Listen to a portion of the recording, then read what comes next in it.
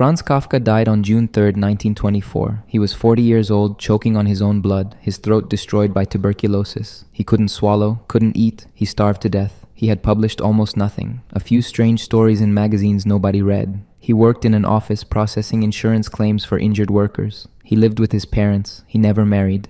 His last words were instructions to his best friend: burn everything I wrote, destroy it all. Max Brod did not listen. He published the novels Kafka left unfinished. He published the stories, the letters, the diaries, everything.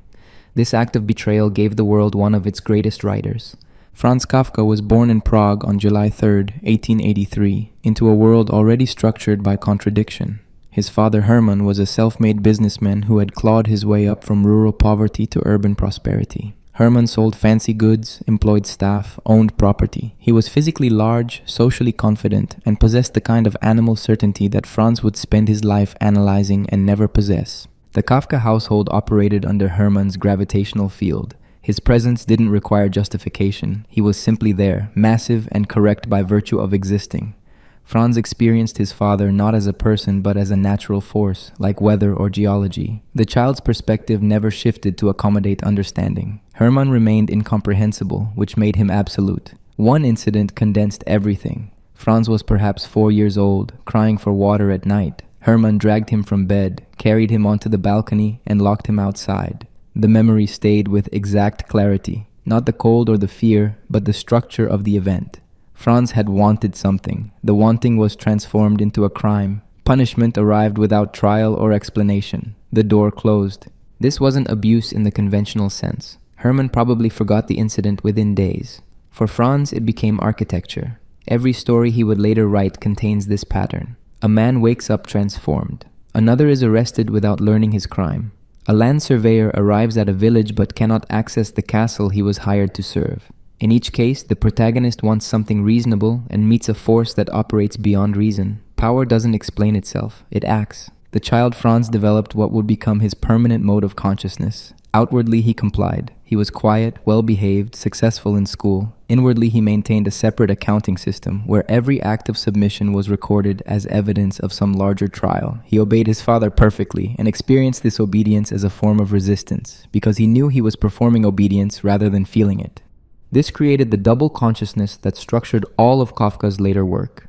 You submit and rebel simultaneously. You perform the role demanded of you while maintaining internal distance from the performance. Neither position is fully enacted. You never truly submit because awareness of submission separates you from it. You never truly rebel because you continue to perform submission. You exist in the space between, which is nowhere. Hermann represented authority, but not authority as a rational system. He didn't operate according to rules Franz could learn and satisfy.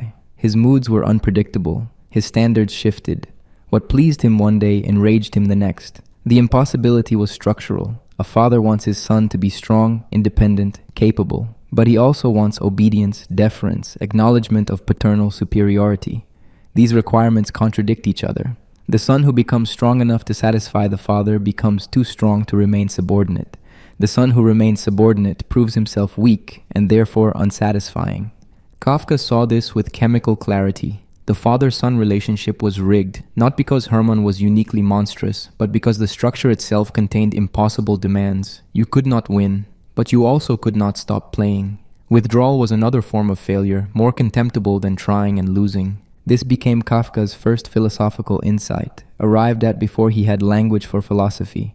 Power doesn't need to justify itself, it simply is, and the person under power cannot escape by understanding the system, because understanding is another move within the system. You document your imprisonment with perfect clarity and remain imprisoned. The clarity changes nothing. Hermann's body itself was an argument Franz couldn't refute. The father was tall, broad, healthy. He ate with pleasure, slept soundly, conducted business without apparent anxiety. His physical presence announced the correctness of his existence. Franz was thin, couldn't sleep, ate reluctantly, felt his body as a collection of malfunctioning parts. He would later develop elaborate food theories, vegetarianism, chewing techniques, all attempts to solve the problem of embodiment.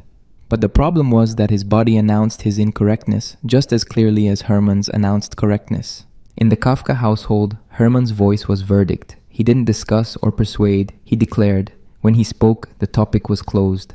This taught Franz that language operates as power rather than as communication. Words don't exchange meaning between equals. They flow downward, from authority to subordinate, carrying judgments that precede any evidence. Franz learned that some people's words count and others don't. His own words, no matter how carefully constructed, how logically arranged, how true, carried no weight. They were received as noise, as the incomprehensible complaints of a creature too weak to simply live correctly.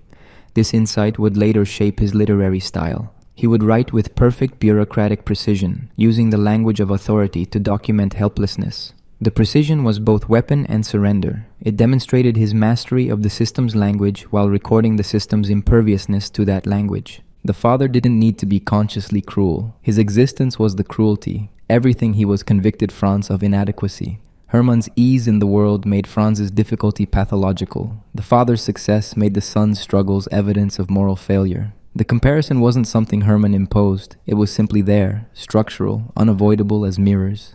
Kafka would spend his entire literary career returning to this original scene. Not the balcony incident specifically, but its logic.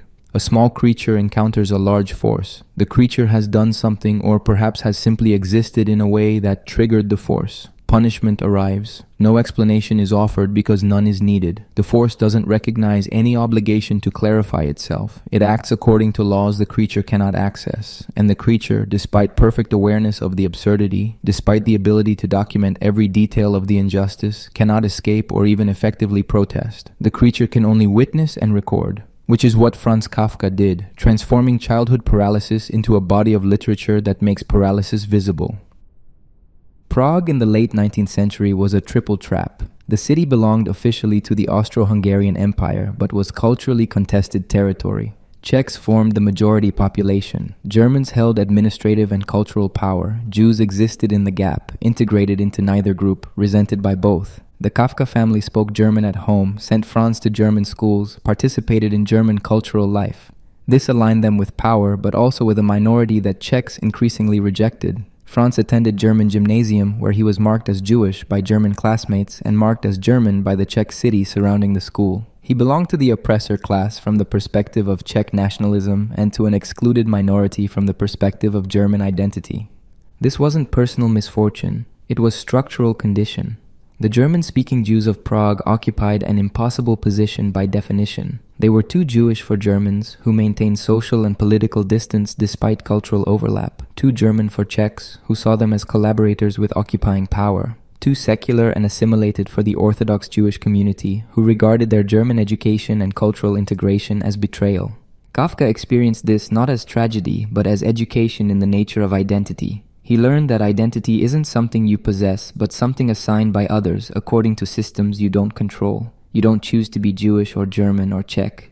You perform these categories under observation, and the audience determines whether your performance counts as authentic. Usually it doesn't. The assimilated Jew performs Germanness perfectly and remains fundamentally Jewish to Germans, fundamentally inauthentic to Jews. This taught Kafka what he would later express through literature. Identity is relational and unstable. You are what others say you are, which changes depending on who is speaking and what they need you to be. There is no core self that predates or survives these assignments. The search for authentic identity is itself a performance, another role imposed by the culture of authenticity. Prague German was Kafka's mother tongue, but he spoke it with the consciousness that it wasn't really his. It was the language of administration, of power, of the culture that tolerated but did not accept his family. He mastered it completely, wrote it with crystalline precision, and experienced every sentence as alienation. The better he wrote German, the more he demonstrated his distance from any natural relationship to language. His prose style emerged from this condition, hyper-correct, bureaucratically exact, legally precise. The style of someone who learned language as code rather than absorbing it as home. He read German literature, studied German philosophy, wrote exclusively in German, and knew that this marked him as displaced. The German language wasn't rooted in Prague soil. It was an imperial imposition, the tongue of administrators and occupiers. To write in German was to write in the language of elsewhere, to produce literature that had no organic relationship to the city that produced him. This generated his technique. He would use official language, the German of insurance documents and legal briefs, to describe impossible events. A man transforms into an insect, but the prose remains calm, factual, precise. The style suggests everything is normal, while the content insists nothing is. The contradiction between form and content mirrors the contradiction of his position. Speaking the oppressor's language with perfect grammar to say that he doesn't belong in that language, Kafka recognized that his homelessness wasn't personal failure but insight into modernity itself. The modern condition is displacement. Traditional societies offered stable identities rooted in place, language, tradition. Modernity dissolves these stabilities. People migrate, languages mix, traditions collapse. The result is structural homelessness. You don't belong anywhere because belonging itself has become obsolete. The German Jewish population of Prague was simply the extreme case of a general condition. They made visible what was happening everywhere. Identity was becoming performance, belonging was becoming impossible, and home was becoming a nostalgia for something that never existed. Kafka didn't lament this, he documented it. His literature takes homelessness as premise rather than problem to be solved. The triple exclusion had a philosophical benefit.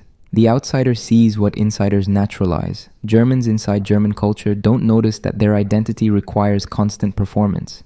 They experience Germanness as natural fact. The person excluded from Germanness sees it as constructed category, maintained through rituals of inclusion and exclusion. Kafka's position gave him ethnographic vision of his own society. He could see the arbitrariness of boundaries, the violence of categories, the absurdity of identities that people defended as natural and eternal. This shaped his understanding of power. Power doesn't operate primarily through force, it operates through categories. By defining who counts as German, as Czech, as Jewish, as legitimate, power creates reality. The person who doesn't fit reveals that the categories were never natural, they were imposed. But revealing their arbitrariness doesn't dissolve them. The categories continue to operate, to include and exclude, to grant and deny legitimacy. Knowledge of their construction changes nothing. Kafka attended lectures, participated in literary circles, had German-speaking friends. He performed integration into Prague German culture, but he knew that his participation was always provisional. At any moment, the boundary could be reasserted. He could be reminded that he didn't really belong, had never belonged, was tolerated rather than accepted. This anticipation of exclusion became permanent posture. You participate while knowing your participation can be revoked without notice. The Czech language was the language of the city, spoken by servants, shopkeepers, workers. Kafka understood Czech but didn't speak it fluently. It remained the language of elsewhere, the authentic Prague that his family had bypassed through German education. He was alienated from the majority culture of his own city, separated by language and class. The working-class Czech world was more foreign to him than German culture, despite geographic proximity. Judaism offered no resolution. The Kafka family observed major holidays but was largely secular. Franz knew little Hebrew, had minimal religious education, experienced Judaism primarily as external category rather than internal faith. When he later became interested in Jewish culture, particularly Yiddish theater and Hasidic tales, he approached it as outsider recovering a lost tradition. It was inheritance he had been denied and couldn't fully claim. This triple alienation wasn't obstacle to his work. It was the condition that made his work possible. The person who belongs somewhere writes from inside a tradition, using inherited forms, addressing a known audience. Kafka belonged nowhere and wrote for no one in particular. This freed him from conventional forms. His literature emerged from displacement, addressed to future readers who would also experience modernity as homelessness. His outsider status was his qualification. He saw what settled people couldn't see because they were too comfortable to notice the violence required to maintain their comfort. Kafka enrolled at German Charles Ferdinand University in Prague in 1901. He studied law, a practical choice that satisfied his father and promised stable employment. The decision was compromise, like most of his decisions. He wanted to study literature and philosophy. Hermann wanted him to pursue something useful. Law split the difference. It was respectable, intellectual, and would lead to professional position. The university years taught Kafka something unexpected. Law school wasn't training in justice. It was training in the impossibility of justice. He attended lectures on Roman law, criminal procedure, insurance regulations, and discovered that legal systems don't clarify right and wrong. They create labyrinths of competing rules where clarity becomes impossible. The more laws exist, the more guilt proliferates. This was the paradox Kafka observed in every lecture. Legal codes are written to reduce uncertainty, to specify exactly what is permitted and what is forbidden. But the multiplication of rules achieves the opposite. No one can know all the laws. Compliance becomes impossible not because people are criminal, but because the system is too complex for complete obedience. Everyone is guilty of something. The question is only whether your particular violation will be prosecuted. This inverted everything law school claimed to teach. Professors presented legal systems as instruments of order, tools that rational societies use to organize behavior and resolve disputes. Kafka saw something else. He saw that law creates the disorder it claims to solve. Before law, actions are simply actions. Law categorizes them as legal or illegal, permitted or forbidden. The categories multiply faster than anyone can track. The result is a population that cannot achieve innocence, because innocence would require knowing and following rules that are too numerous and contradictory to master. He studied Roman law's intricate property rules, the Napoleonic Code's elaborate family regulations, Austrian imperial statutes that governed everything from forest management to religious observance. Each system presented itself as rational structure. Each generated endless disputes about interpretation, application, exceptions. Judges didn't discover justice in the law. They made decisions and then located legal justifications for decisions already made. The law was rhetorical resource, not binding constraint. Criminal law was particularly revealing. It claimed to punish only the guilty, only those who had violated known rules with criminal intent. But Kafka saw that guilt was often declared first and evidence arranged afterward. Police arrested suspects based on suspicion, then found evidence to justify the arrest. Prosecutors built cases backward from conclusion to premise. The trial's purpose wasn't to discover truth, but to validate decisions already made by authorities who operated according to unstated criteria. This became one of Kafka's central insights, the trial structure of existence. Life isn't a journey toward eventual judgment. It's an ongoing trial where the charges remain unknown, the evidence is inaccessible, and the court is simultaneously everywhere and nowhere. You're already on trial. You have been since birth. The question isn't whether you'll be judged, but whether you'll ever learn what you're accused of. At university, Kafka met Max Brod, who became his closest friend and eventual literary executor. Brod was everything Kafka wasn't. Confident, socially successful, prolific writer, comfortable in his own work.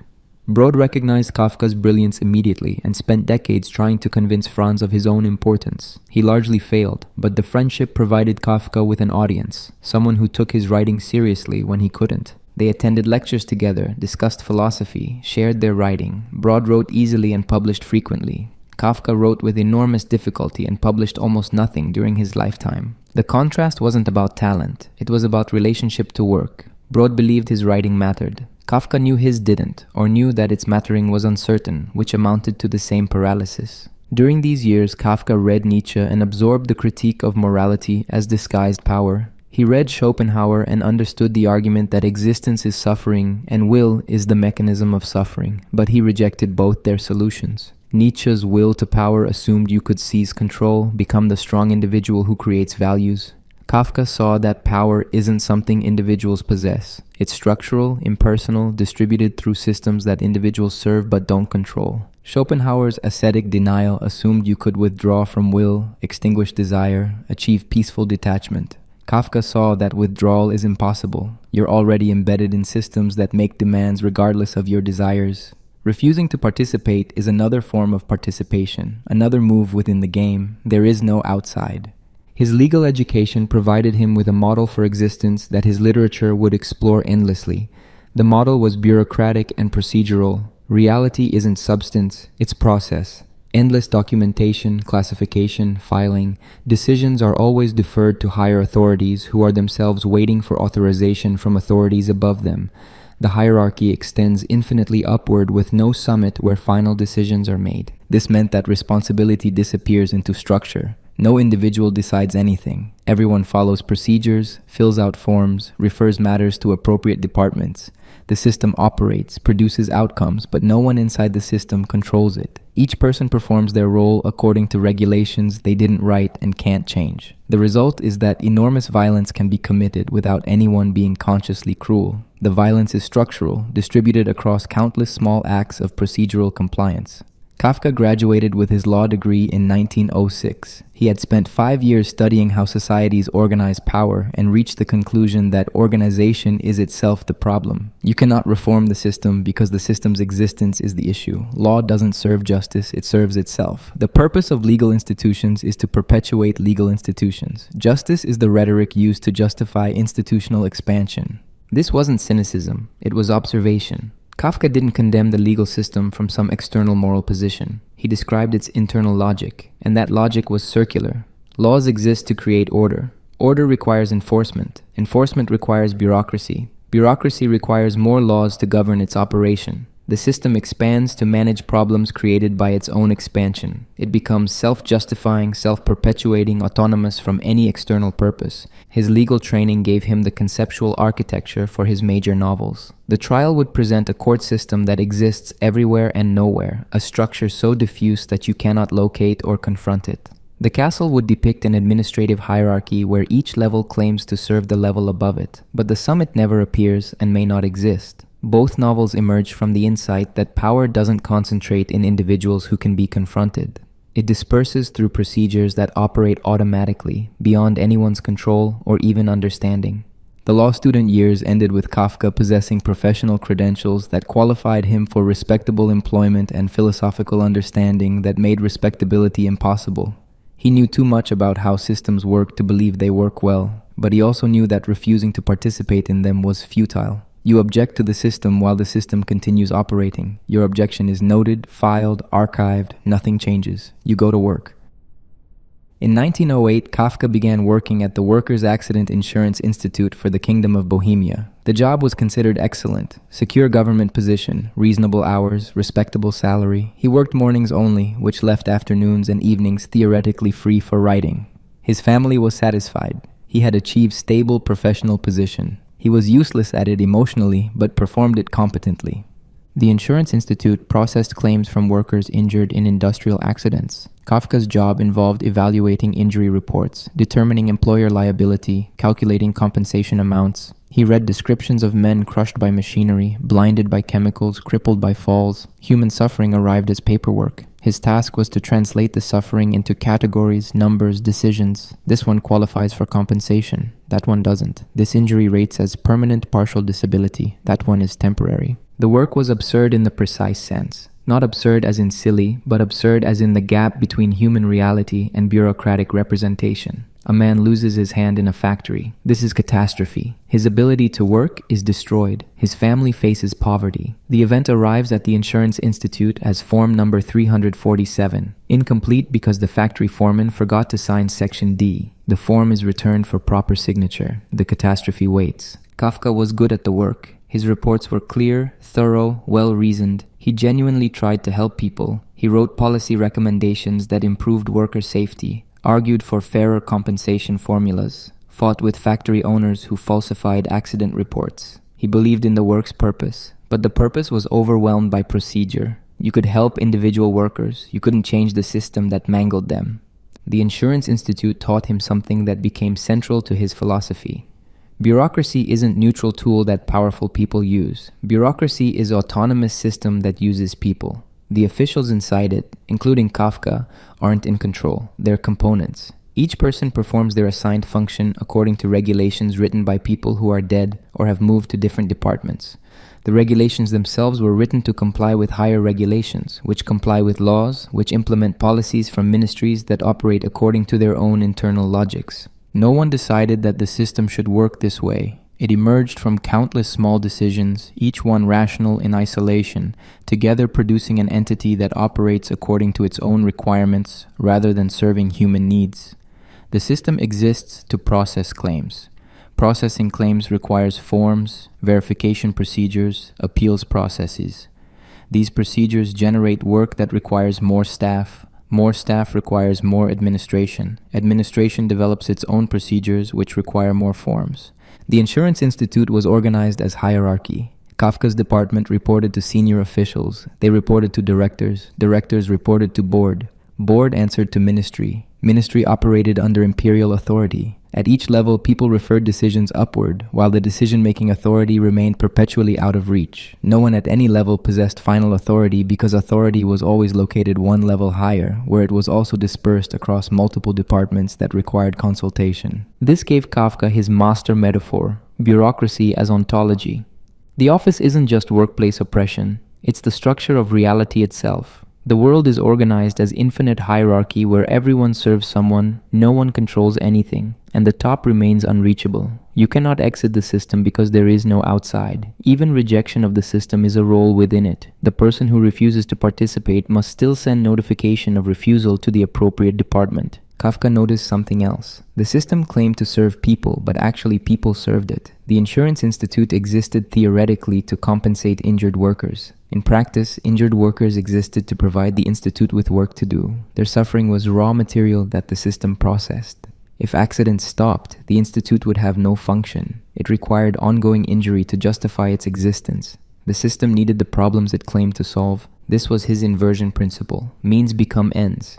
Tools escape their purposes and begin pursuing their own reproduction. The institute was tool created to serve injured workers, but tool maintenance became the actual purpose. Filing systems had to be updated. Forms needed revision. Territories had to be defended against rival departments. The original purpose, helping injured people, became secondary to maintaining institutional machinery. His work schedule was morning hours, theoretically ending at 2. In practice, he was exhausted after 6 hours of translating suffering into categories.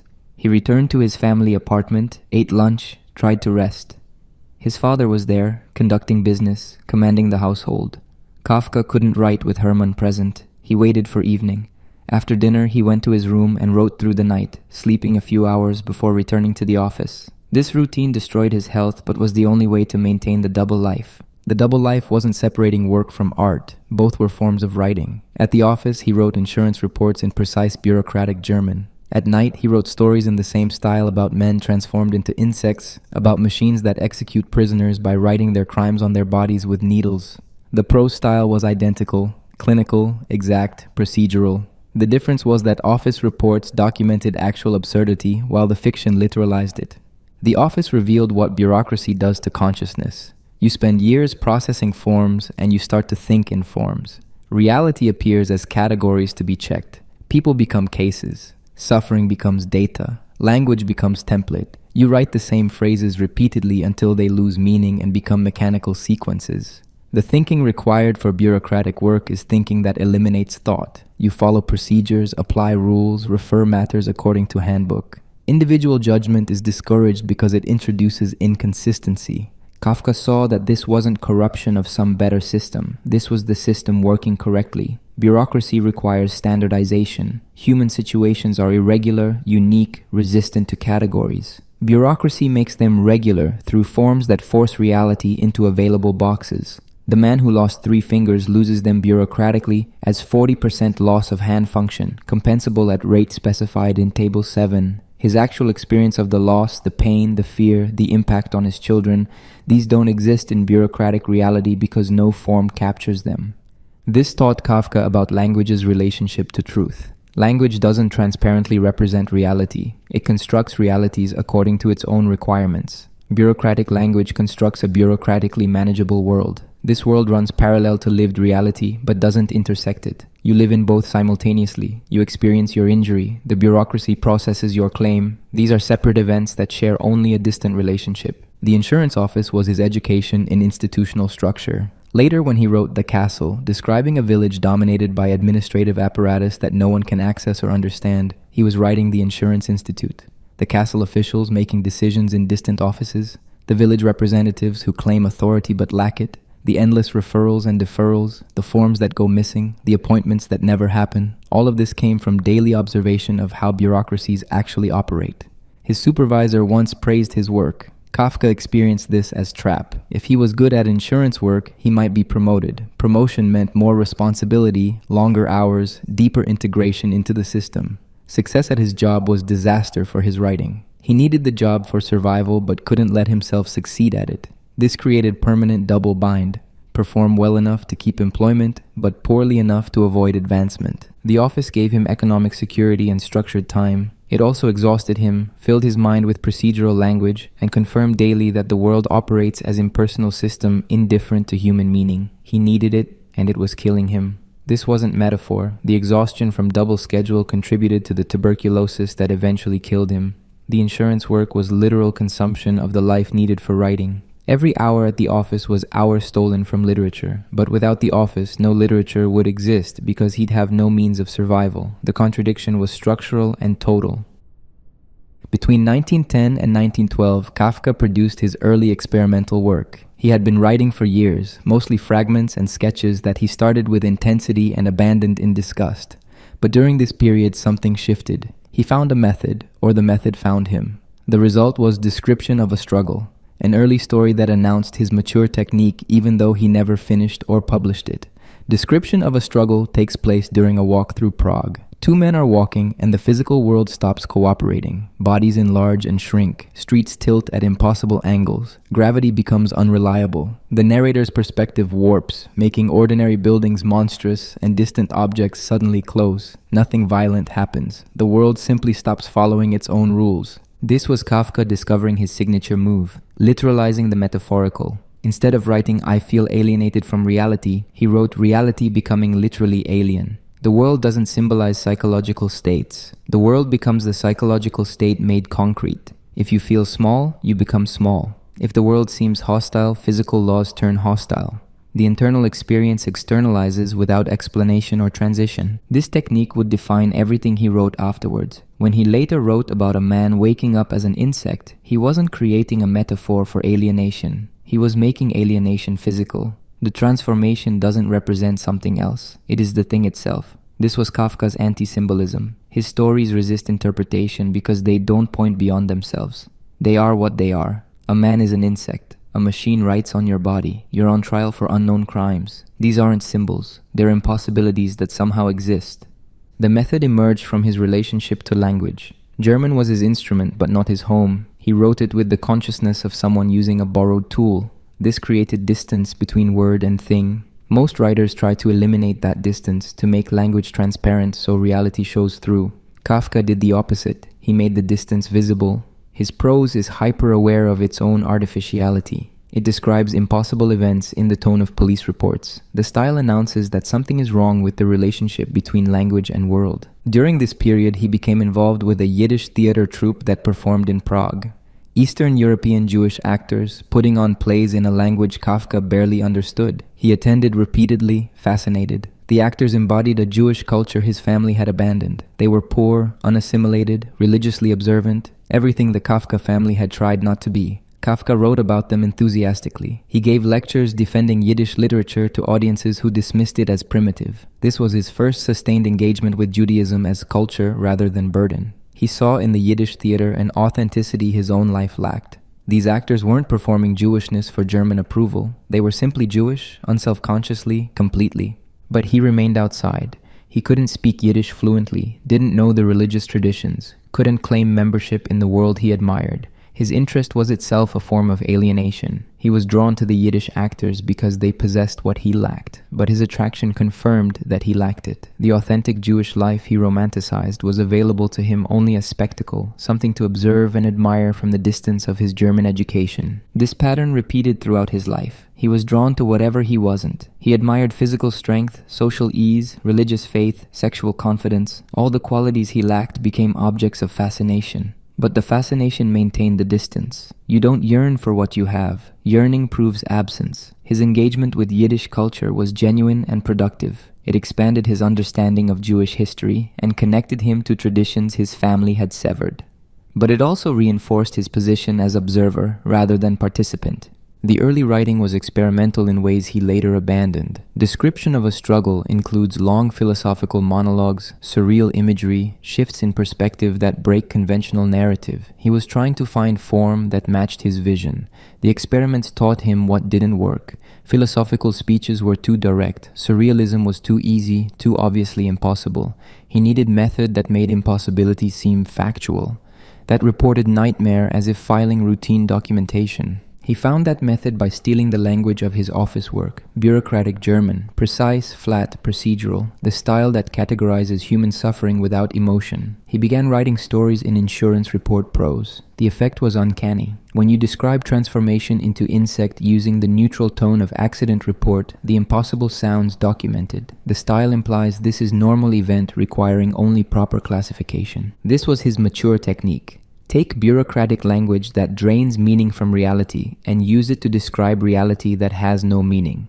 The style and content mirror each other. Both are systems that claim to make sense of experience while actually demonstrating that experience resists sense-making. The prose is perfectly clear and the clarity makes the absurdity more absolute. You understand every word and comprehend nothing. His friend Max Brod encouraged him constantly. Brod recognized that Kafka was writing something unprecedented, but Kafka couldn't see it. He wrote with enormous difficulty, crossing out pages, starting over, abandoning projects. He was convinced everything he wrote was worthless. Not bad writing, but fundamentally mistaken writing, addressing problems no one cared about in ways that satisfied no one. The difficulty wasn't technical. He could write clearly when he wanted. The difficulty was conviction. He didn't believe his work mattered. Literature was supposed to serve some purpose, entertain, edify, instruct, inspire. His stories did none of these. They documented impossibilities in flat prose. Who would want to read this? What use was it? Brod argued that the work was important precisely because it served no conventional purpose. It wasn't trying to please anyone or convey optimistic messages. It was trying to tell truth about existence that other literature avoided. But Kafka couldn't accept this. He needed external validation and couldn't achieve it. The few pieces he published received little attention. He was an unknown writer producing difficult work for no audience. The early period established his themes without yet finding their definitive expression. The father-son conflict appeared repeatedly, the impossibility of communication between people who share language but not understanding. The experience of being judged by criteria you can't learn. The body as malfunctioning machine. Social situations that follow unstated rules that shift whenever you think you've grasped them. All the material of his later masterworks was present but not yet crystallized. He was learning that literature could document states that conventional language couldn't capture. Not emotional states, which poetry had always documented, but existential states. The experience of being simultaneously inside and outside social reality. Of knowing rules are arbitrary but being unable to act on that knowledge. Of wanting something while knowing the wanting makes it unattainable. These states resist direct description. You can't say them, but you can build scenarios where they become visible. The early work was preparation. He was teaching himself to write impossibilities as if they were real and realities as if they were impossible. Both moves revealed something conventional realism couldn't. Realism assumes the world makes sense and language can capture it. Kafka's method assumed the world doesn't make sense and language documents the failure of sense-making. This wasn't pessimism, it was accuracy. He was writing from the position of someone who had looked carefully at how life actually operates and refused to pretend it operates differently. On the night of September 22, 1912, Kafka sat down to write and didn't stop until morning. He completed The Judgment in a single 8-hour session, writing in a state of complete absorption he rarely achieved. When he finished, he knew he had written something that worked. The story had the quality he'd been searching for. It was complete, necessary, irreducible. The Judgment is about Georg Bendemann, a young businessman who has recently become engaged. He's writing a letter to a friend in Russia, wondering how much to reveal about his own success. His father has been ill, and Georg has taken over the business. The story seems to be setting up conventional drama about generational transition and ambivalence about success. Then the father appears. Georg goes to his father's darkened room to tell him about the letter. The conversation spirals immediately into nightmare. The father claims the Russian friend doesn't exist, then claims he does exist, and the father has been corresponding with him. The father grows larger physically as he speaks. He stands up in bed and Georg realizes the father is actually stronger than him. The father accuses Georg of wanting him dead, of betraying him, of living parasitically.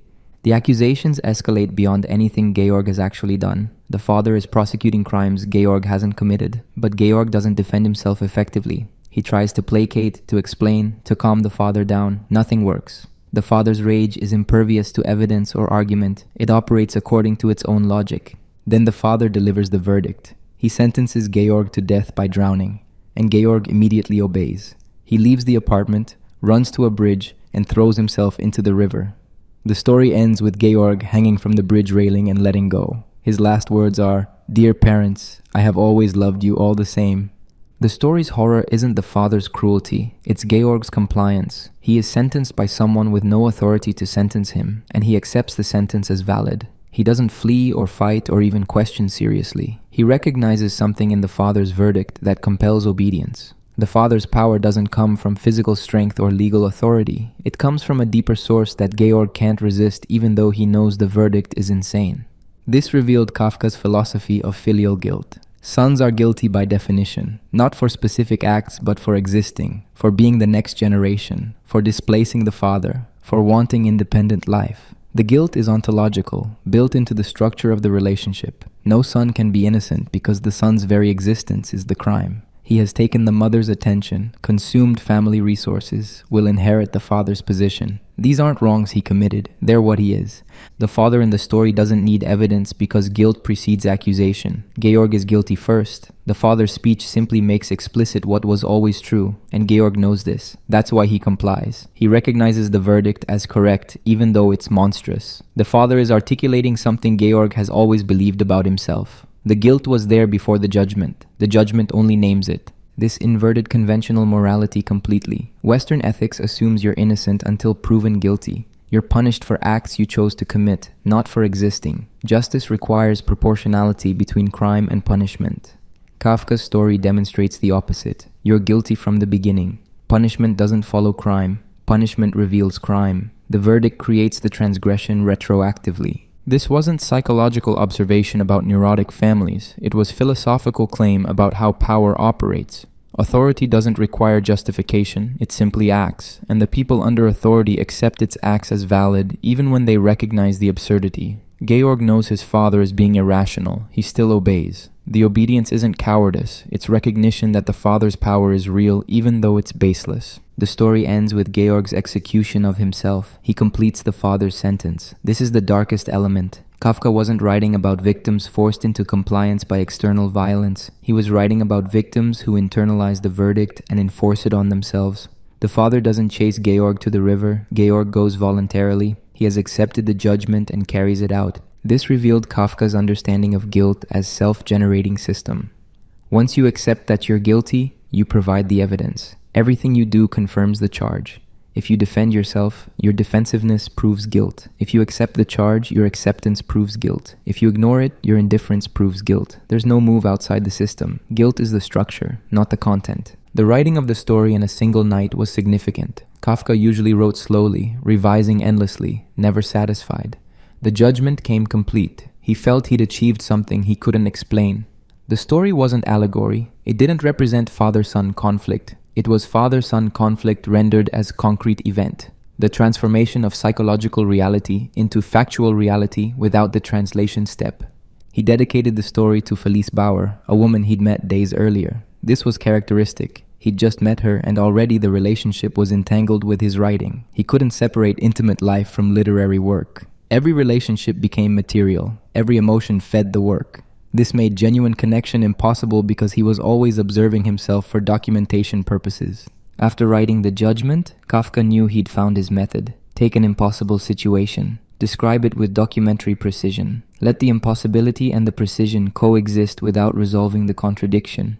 Don't explain why the father can sentence the son to death. Don't justify Georg's obedience. Just report what happens as if it's natural law. The style implies this is how things work. Authority commands, subordinates obey. The basis of authority is never questioned because it can't be questioned. Questioning would place you outside the system, and there is no outside. The story demonstrated Kafka's mature insight. Power doesn't need reasons, it only needs to declare itself, and people under power collaborate in their own subordination not because they're weak, but because they recognize something true in the power's declaration. The father tells Georg he's guilty, and Georg knows it's true even though he's done nothing wrong. The guilt was always there. The father just made it visible. 2 months after the judgment, Kafka wrote The Metamorphosis. The opening sentence announced his method perfectly. As Gregor Samsa awoke one morning from uneasy dreams, he found himself transformed in his bed into a gigantic insect. No explanation, no gradual transformation. The impossible is simply fact. The story begins after the central event and treats it as premise rather than mystery to be solved. The horror isn't the transformation itself, it's what happens next. Nothing stops. Life continues. Gregor's family doesn't flee in terror or call doctors or try to reverse the transformation. They adjust. His mother faints occasionally but recovers. His father gets angry but manages. His sister Greta becomes his caretaker, feeding him and cleaning his room. The family adapts to impossibility and carries on. This was Kafka's insight about human resilience as horror. People adjust to anything. The most extreme violation of natural law becomes routine with enough repetition. Gregor is an insect. After initial shock, this becomes normal. The family develops procedures for managing the situation. They're disturbed, but they cope. Their ability to cope is more disturbing than the transformation. Gregor's first concern after discovering he's an insect is that he'll be late for work. He's been transformed into a creature with a hard shell and multiple legs, and he's worried about missing the train. This revealed Kafka's philosophy of social identity. Gregor isn't primarily a human or an insect. He's a function. He's the son who provides income. His value to his family is economic. When the transformation prevents him from working, he becomes useless. The story traces his family's gradual recognition of his uselessness. At first, they keep him hidden, hoping the situation will resolve. Greta feeds him and tries to determine what insects eat. She removes furniture from his room so he can crawl more easily. This seems like care, but it's management. She's optimizing the space for an insect's needs, which means accepting that Gregor is insect rather than brother who will return to human form. The father's response is more direct. He throws apples at Gregor and one embeds in his back, causing an infection. The father's violence is casual, almost distracted. He's not trying to kill Gregor. He's expressing frustration with the situation. Gregor has become problem to be managed rather than person to be loved. The violence is proportional to the inconvenience. Kafka's philosophy of utility. Human relationships are based on function, not essence. People aren't loved for themselves but for what they provide. Gregor supported his family financially. He paid off his father's debts. He was planning to send his sister to music school. His value was his salary. When that disappears, the family discovers they can manage without him. The father returns to work. The mother does piecework. Greta gets a job. They're fine. The story's emotional core is Gregor's realization that he's expendable. He thought his family needed him. They needed his income. When circumstances force them to find alternative income, they do. They're more self-sufficient than they pretended. His sacrifice wasn't necessary. It was convenient. They accepted it because it was easier than working themselves. This revealed Kafka's dark understanding of family structure. The family isn't community based on love. It's an economic unit that distributes roles and resources. Each member performs a function. The unit optimizes for survival. When one member stops functioning, the unit adapts. Sentiment exists, but it's secondary to survival. Gregor's family doesn't hate him. They just can't afford to support non-productive member. The transformation also interrogates identity. Is Gregor still Gregor? He has insect body but retains human consciousness. He thinks in language, remembers his past, feels emotions. But no one can access his consciousness. They see only the body, and the body determines how they treat him. His sister speaks to him initially as if he can understand, but gradually she stops. She begins referring to him as it rather than he. She tells the parents they must get rid of it, Kafka's anti-essentialist position. There's no core self that persists regardless of circumstances. Identity is entirely relational, constructed through others' recognition. When Gregor's family stops recognizing him as Gregor, he stops being Gregor. His own sense of identity erodes. He begins thinking of himself as creature rather than person. The transformation of consciousness follows the transformation of body, but it's caused by social treatment, not biology. The story ends with Gregor dying alone in his room. The charwoman discovers his body and reports it matter-of-factly. The family feels relief. They take a day trip into the countryside. They notice Greta has become a beautiful young woman. They begin planning her marriage. Life continues and improves. Gregor's death liberates them from burden. They're happier without him. This was Kafka's most brutal observation. The family doesn't mourn because they've been mourning for months. They mourn the loss of Gregor as provider the moment he transformed. The actual death just formalizes what already happened, and it solves their practical problem. They no longer need to feed or hide him. They can rent his room. The death is convenience. The story's final violence is its tenderness. The family isn't monstrous. They're ordinary. They did what they could within their limitations. They adapted to impossible situation and survived. Their crime is simply that they survived. They continued living while Gregor died. This made them complicit, but they had no alternative. What should they have done? Died with him? Kafka's insight. There's no moral high ground. Everyone is complicit in systems that require victims. The family needed Gregor to work. He worked and it destroyed him. They benefited from his destruction. But they didn't choose the system that required this. They were born into it. Their guilt is structural, not personal. And structural guilt can't be resolved through individual moral action. The story also revealed Kafka's theory of culture and barbarism as inseparable. While Gregor starves, his sister plays violin beautifully. The music doesn't stop the violence, it accompanies it. This is civilization. Art and murder coexist. The family that lets Gregor die also produces beautiful music. The culture that creates violin concertos also creates conditions where some people must be discarded. You can't separate the achievements from the atrocities, they're the same system. The Metamorphosis was Kafka's masterpiece of stating the obvious. A man becomes insect and his family treats him like insect. Of course they do. What else would they do? The story's power is that the horror is reasonable. Every step is logical. The family makes rational decisions given impossible circumstances. The aggregate effect is nightmare, but no individual decision is wrong. This was Kafka showing how atrocity emerges from reasonable responses to unreasonable situations. Kafka met Felice Bauer on August 13, 1912, at Max Broad's apartment. She was visiting from Berlin. They spoke briefly. He found her ordinary at first. Then he began writing to her. Over the next 5 years, he wrote more than 500 letters. The correspondence became his primary relationship, more real than any physical encounter.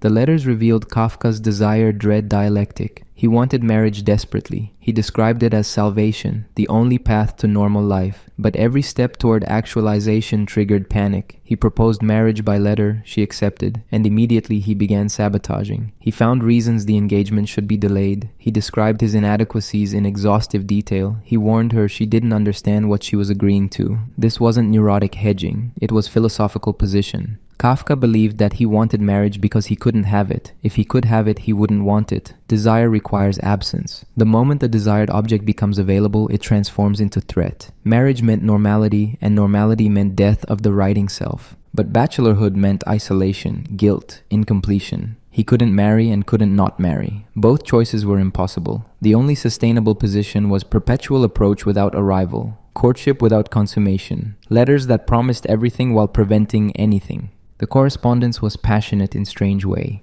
He wrote about his daily life in minute detail, what he ate, when he slept, his office work, his writing struggles. He demanded she write equally detailed letters. He wanted complete access to her consciousness while maintaining geographic distance. The relationship existed in language, which meant it existed under his control. He could shape it through writing in ways physical presence would prevent. Felice was patient initially. She answered his letters, accepted his peculiarities, agreed to his terms. But she also wanted normal engagement. She wanted to see him regularly, to introduce him to her family, to plan their life together. Every concrete proposal met resistance. He was too busy with work. His writing required solitude. Marriage was impossible under current circumstances. They became engaged officially in 1914. Kafka experienced it as disaster. The engagement made the relationship real, which meant it could fail. As long as they were writing letters, the relationship existed in potential. The engagement converted potential into actuality, and actuality meant vulnerability. He could lose what he had. Worse, he could get what he wanted and discover he didn't want it.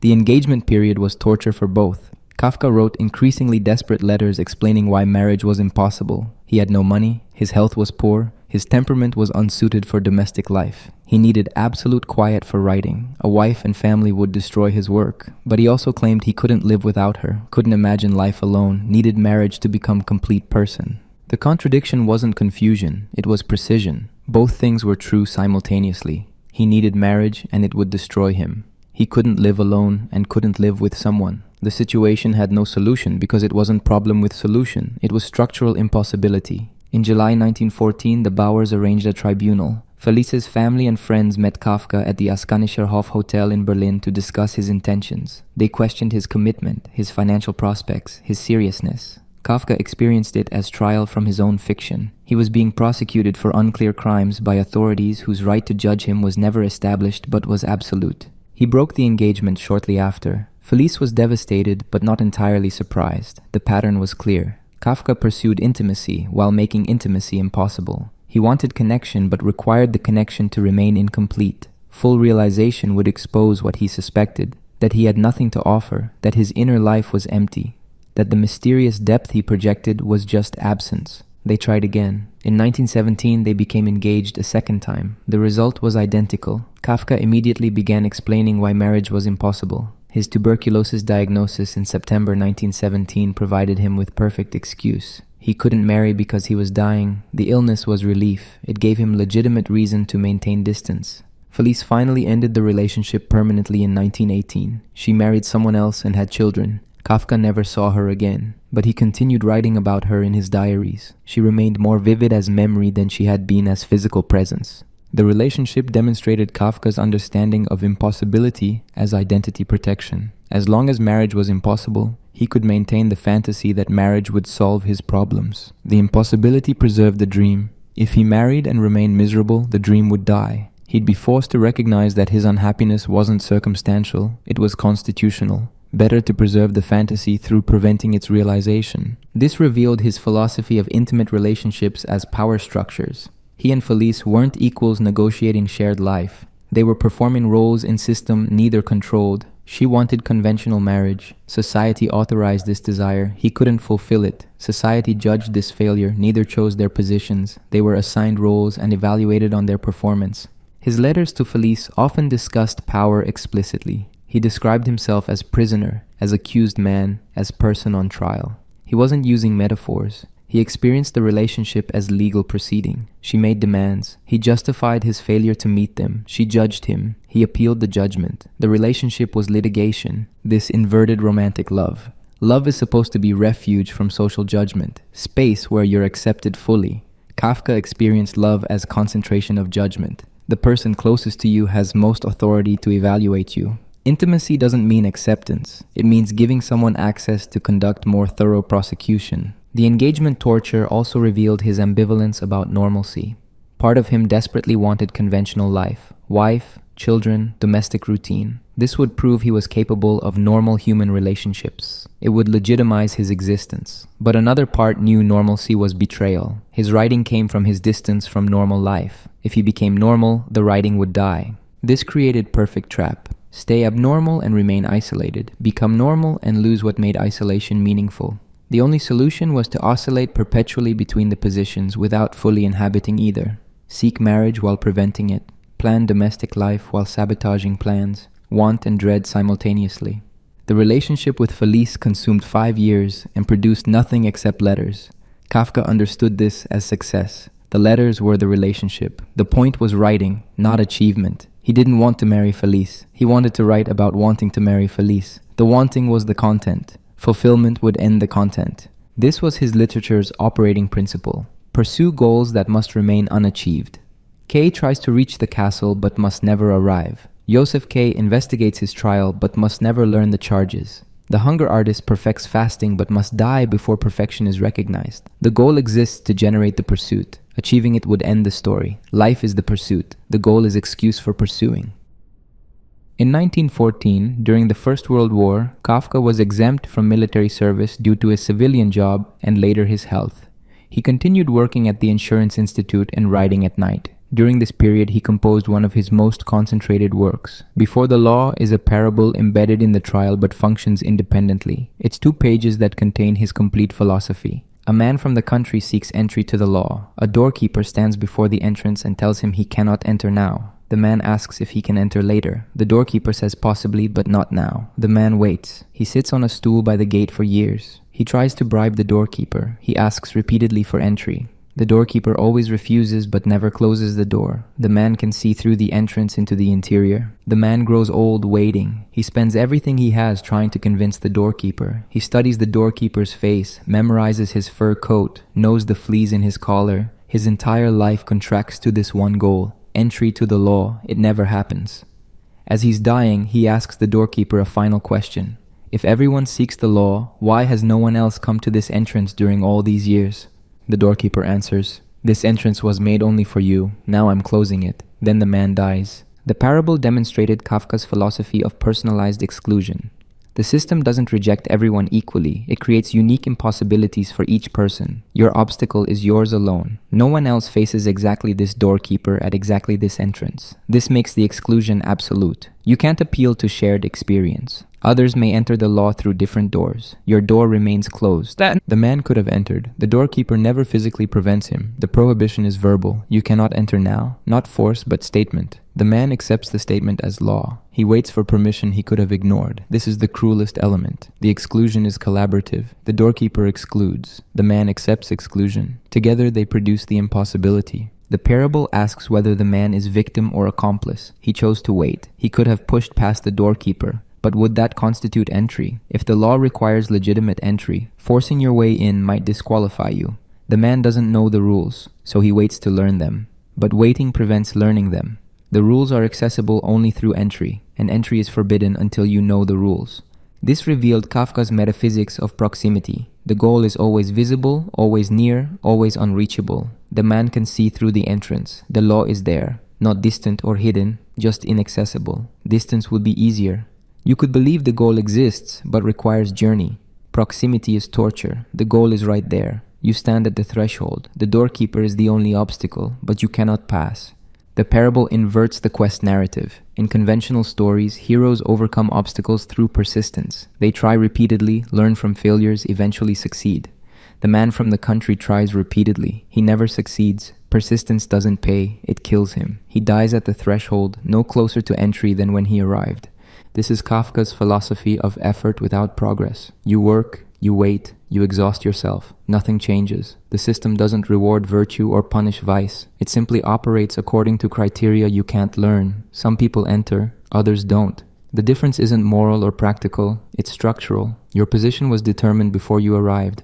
The doorkeeper's final revelation makes this explicit. The entrance was made only for you. The system is personalized. It knows you specifically. It created this entrance specifically for you and assigned this doorkeeper specifically to keep you out. Your exclusion isn't accident or bad luck. It's design. The system requires your exclusion for its operation. But why? The parable doesn't explain. The law exists. The man seeks it. He's prevented from accessing it. No justification is offered because none is needed. Power doesn't justify itself. It declares itself. The doorkeeper doesn't explain why the man cannot enter now. He doesn't need to explain. His statement creates the reality it describes. The parable also contains infinite regress. The doorkeeper mentions that he's only the first doorkeeper. There are others beyond him, each more powerful. If the man passed this doorkeeper, he'd face the next one. And beyond that one, another. The hierarchy extends indefinitely. There's no final doorkeeper whose permission would grant entry. There's always another authority beyond the current authority. This revealed Kafka's understanding of power as endless deferral. You're never facing the real authority. You're always facing a representative who claims to serve higher authority. But the higher authority is itself another representative. Final authority doesn't exist or exists so far up the chain that it's unreachable. Every official is middle management. The man from the country makes one strategic error. He asks for permission. By asking, he acknowledges the doorkeeper's authority. He could have walked through without asking, but then he'd be acting without authorization. He'd be guilty of transgression, so he asks. And by asking, he creates the authority he's asking to bypass. The doorkeeper's power comes from the man's recognition of that power. This is Kafka's insight into consent as trap. You can refuse to participate in systems. But refusal is still a move within the system. It acknowledges the system's existence and relevance. The person who asks for permission has already submitted to authority. The question grants legitimacy to whoever answers it. True resistance would be ignoring the system entirely, but then you're acting outside social reality, which makes you insane rather than free. The parable ends with the door closing. The entrance made only for this man is sealed after his death. This seems cruel. The man spent his life waiting. He dies without entry. Then the entrance is closed, preventing even posthumous entry. But Kafka's point is that the entrance was always closed. The man's waiting didn't change anything. The door was open in appearance only. The doorkeeper's presence made it impassable. The physical closing just makes visible what was always true. The parable operates on Kafka's principle of literalized metaphor. The law represents meaning, purpose, justification. The man seeks access to meaning. He's prevented from accessing it. He waits his entire life, dies without achieving his goal. This describes human existence literally. We seek meaning. We don't find it. We die at the threshold. The parable doesn't symbolize this condition. It is this condition stated plainly. Before the law was written during the war, but isn't about the war. It's about the structure of existence that war makes visible. During war, arbitrary authority becomes obvious. You're conscripted, sent somewhere, ordered to die. The orders come from authorities you never meet. The justifications shift, but you obey or you're shot. The absurdity is concentrated. Peacetime distributes the absurdity more evenly so it's less visible. But the structure is identical. Orders from invisible authorities, obedience without understanding, death that justifies itself through its own occurrence. Between 1914 and 1915, Kafka wrote most of The Trial. He never finished it. The manuscript consisted of complete chapters, fragmentary chapters, and notes about how it might proceed. He wrote the ending first, Joseph K.'s execution, then worked backward, building the investigation that leads to the execution that's already written. The novel opens with arrest. Joseph K. wakes up on his 30th birthday, and men are in his boarding house. They tell him he's under arrest. He asks what he's charged with. They don't know. He asks who's charging him. They don't say. He asks what happens next. They tell him to continue his normal life. He's under arrest but free to go to work.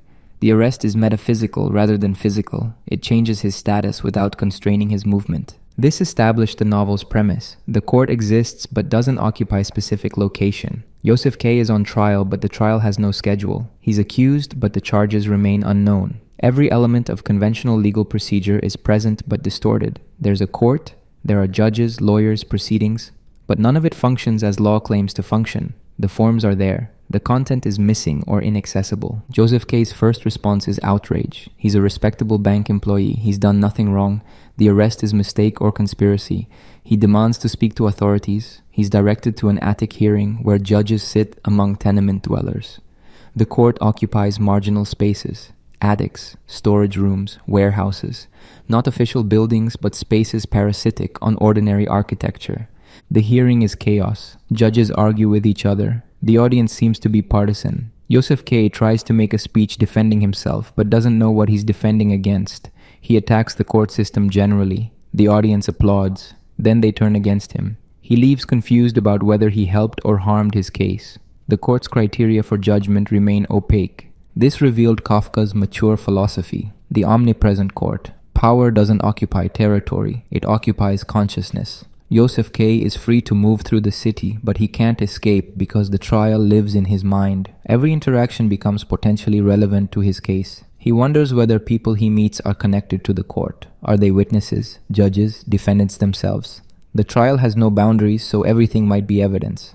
The novel's structure mirrors this. There's no linear plot.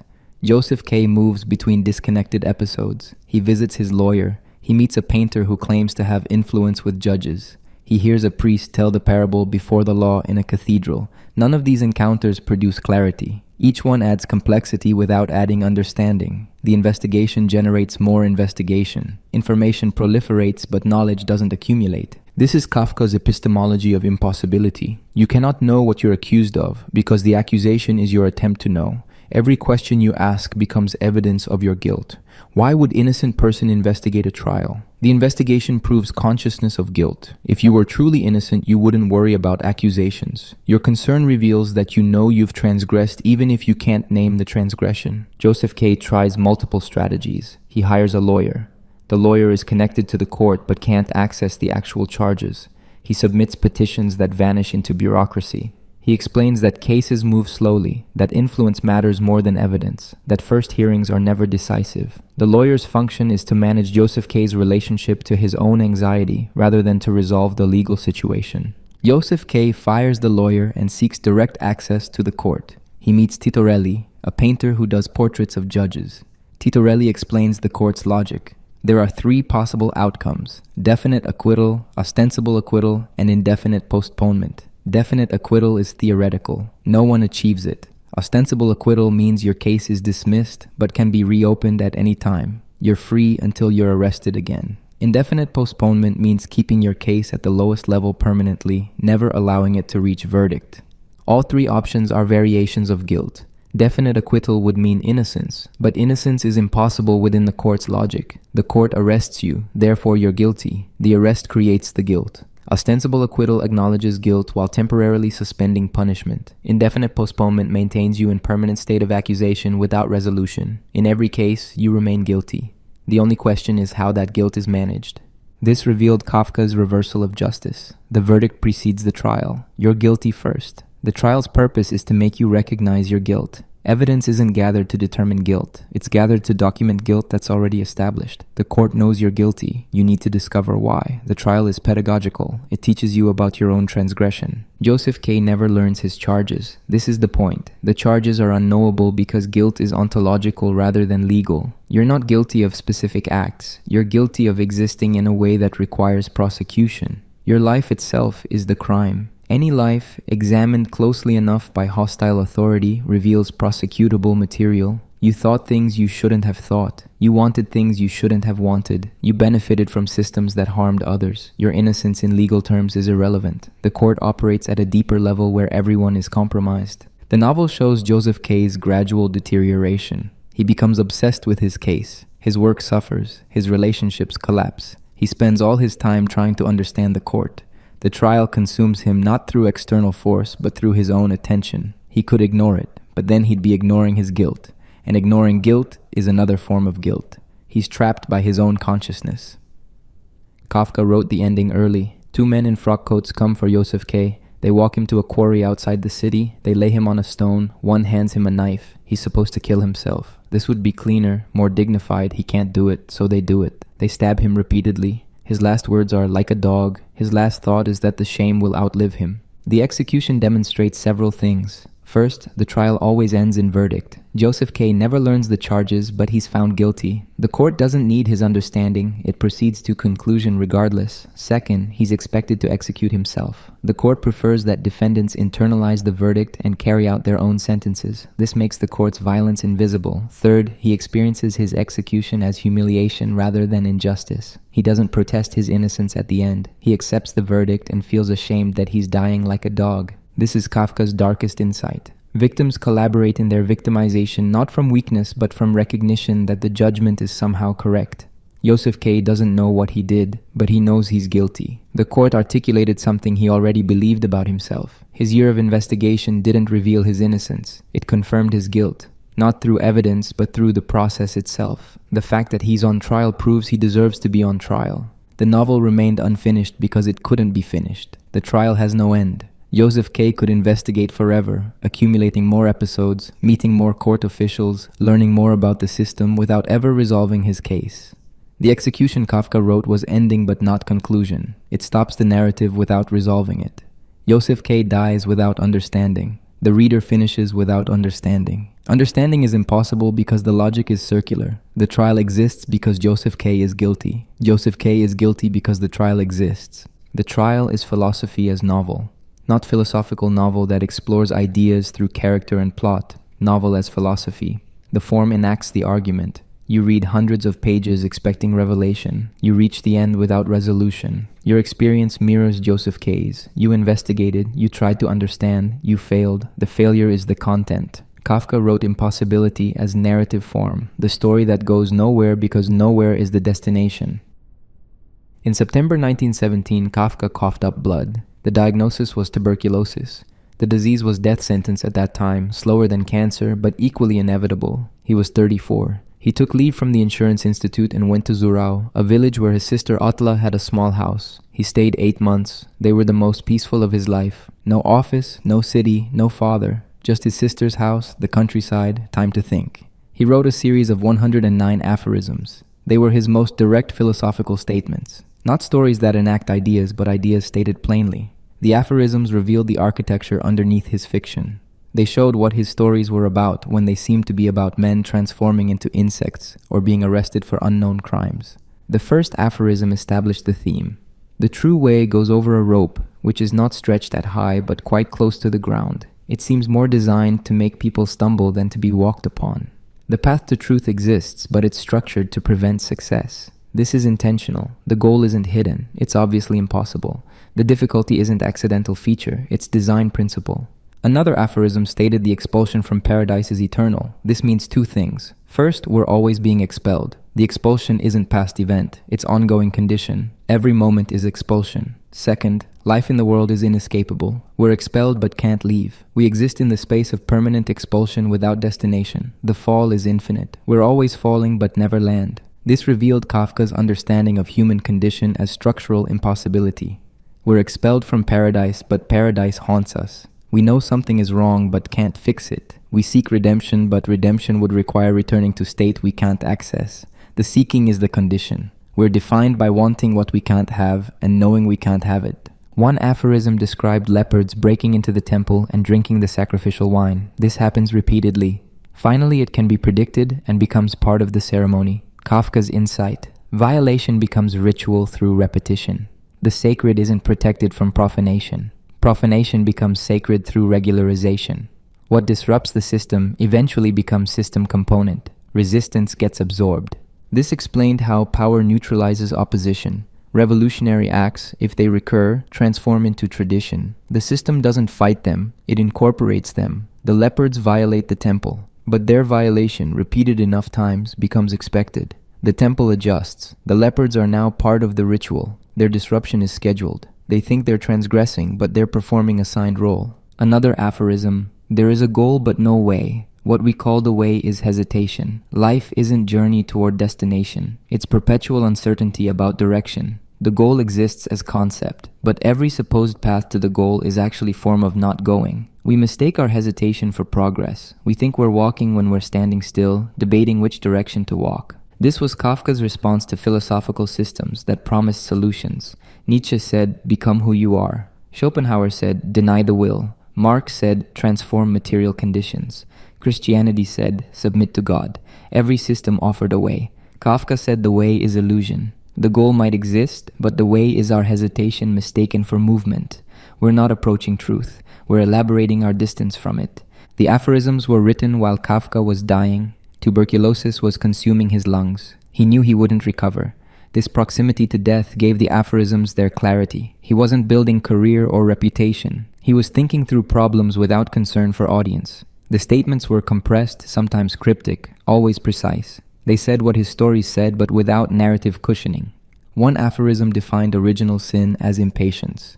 We were expelled from paradise for impatience and prevented from returning for the same reason. We can't wait. We demand immediate resolution. The fall was wanting knowledge now. The prevention from returning is wanting return now. If we could wait indefinitely, we'd already be in paradise. But waiting indefinitely is impossible for beings defined by temporal consciousness. We experience time as pressure, so we act prematurely and repeat the fall constantly. Another stated that man cannot live without permanent trust in something indestructible within himself. But both the indestructible element and the trust can remain permanently unconscious. This meant humans require foundation they never access. We believe something essential persists despite evidence of impermanence. But the belief operates unconsciously. If we examined it, we'd find nothing. The foundation is necessary fiction. We live as if we have core self, but examining that assumption reveals absence. This was Kafka's most radical position. The self doesn't exist as substantial entity. It's functional necessity. We act as if we have persistent identity because action requires it. But the identity is performance rather than fact. If you look for the self beneath the performance, you find only more performances. There's no bedrock, just roles stacked on roles. The aphorisms included statements about good and evil. Knowledge of good and evil is simultaneously knowledge and abolition of good and evil. Once you conceptualize morality, you've already stepped outside it. Genuine moral action would be unreflective, immediate. The moment you think about whether something is right, you've introduced calculation. And calculation means you're not acting from goodness, but from judgment about goodness. Morality exists only for those who don't think about it. Philosophers therefore can't be moral because philosophy is thinking about morality. This inverted Socrates claim that virtue is knowledge. Kafka argued the opposite. Virtue requires ignorance. Knowledge destroys virtue by making it self-conscious. The person who knows about good and evil can't be good because goodness would be performance of knowledge rather than spontaneous act. Only animals and perhaps idiots can be genuinely moral because only they act without the reflective distance that corrupts action. One aphorism compared human existence to train accident. You're a passenger. A train accident happens. You're injured. The injury is painful. But you don't object to the train system. You don't demand trains be abolished. You accept the accident as cost of using trains. The accident was unfortunate but not unjust. Similarly, evil isn't violation of cosmic order. It's cost of existence.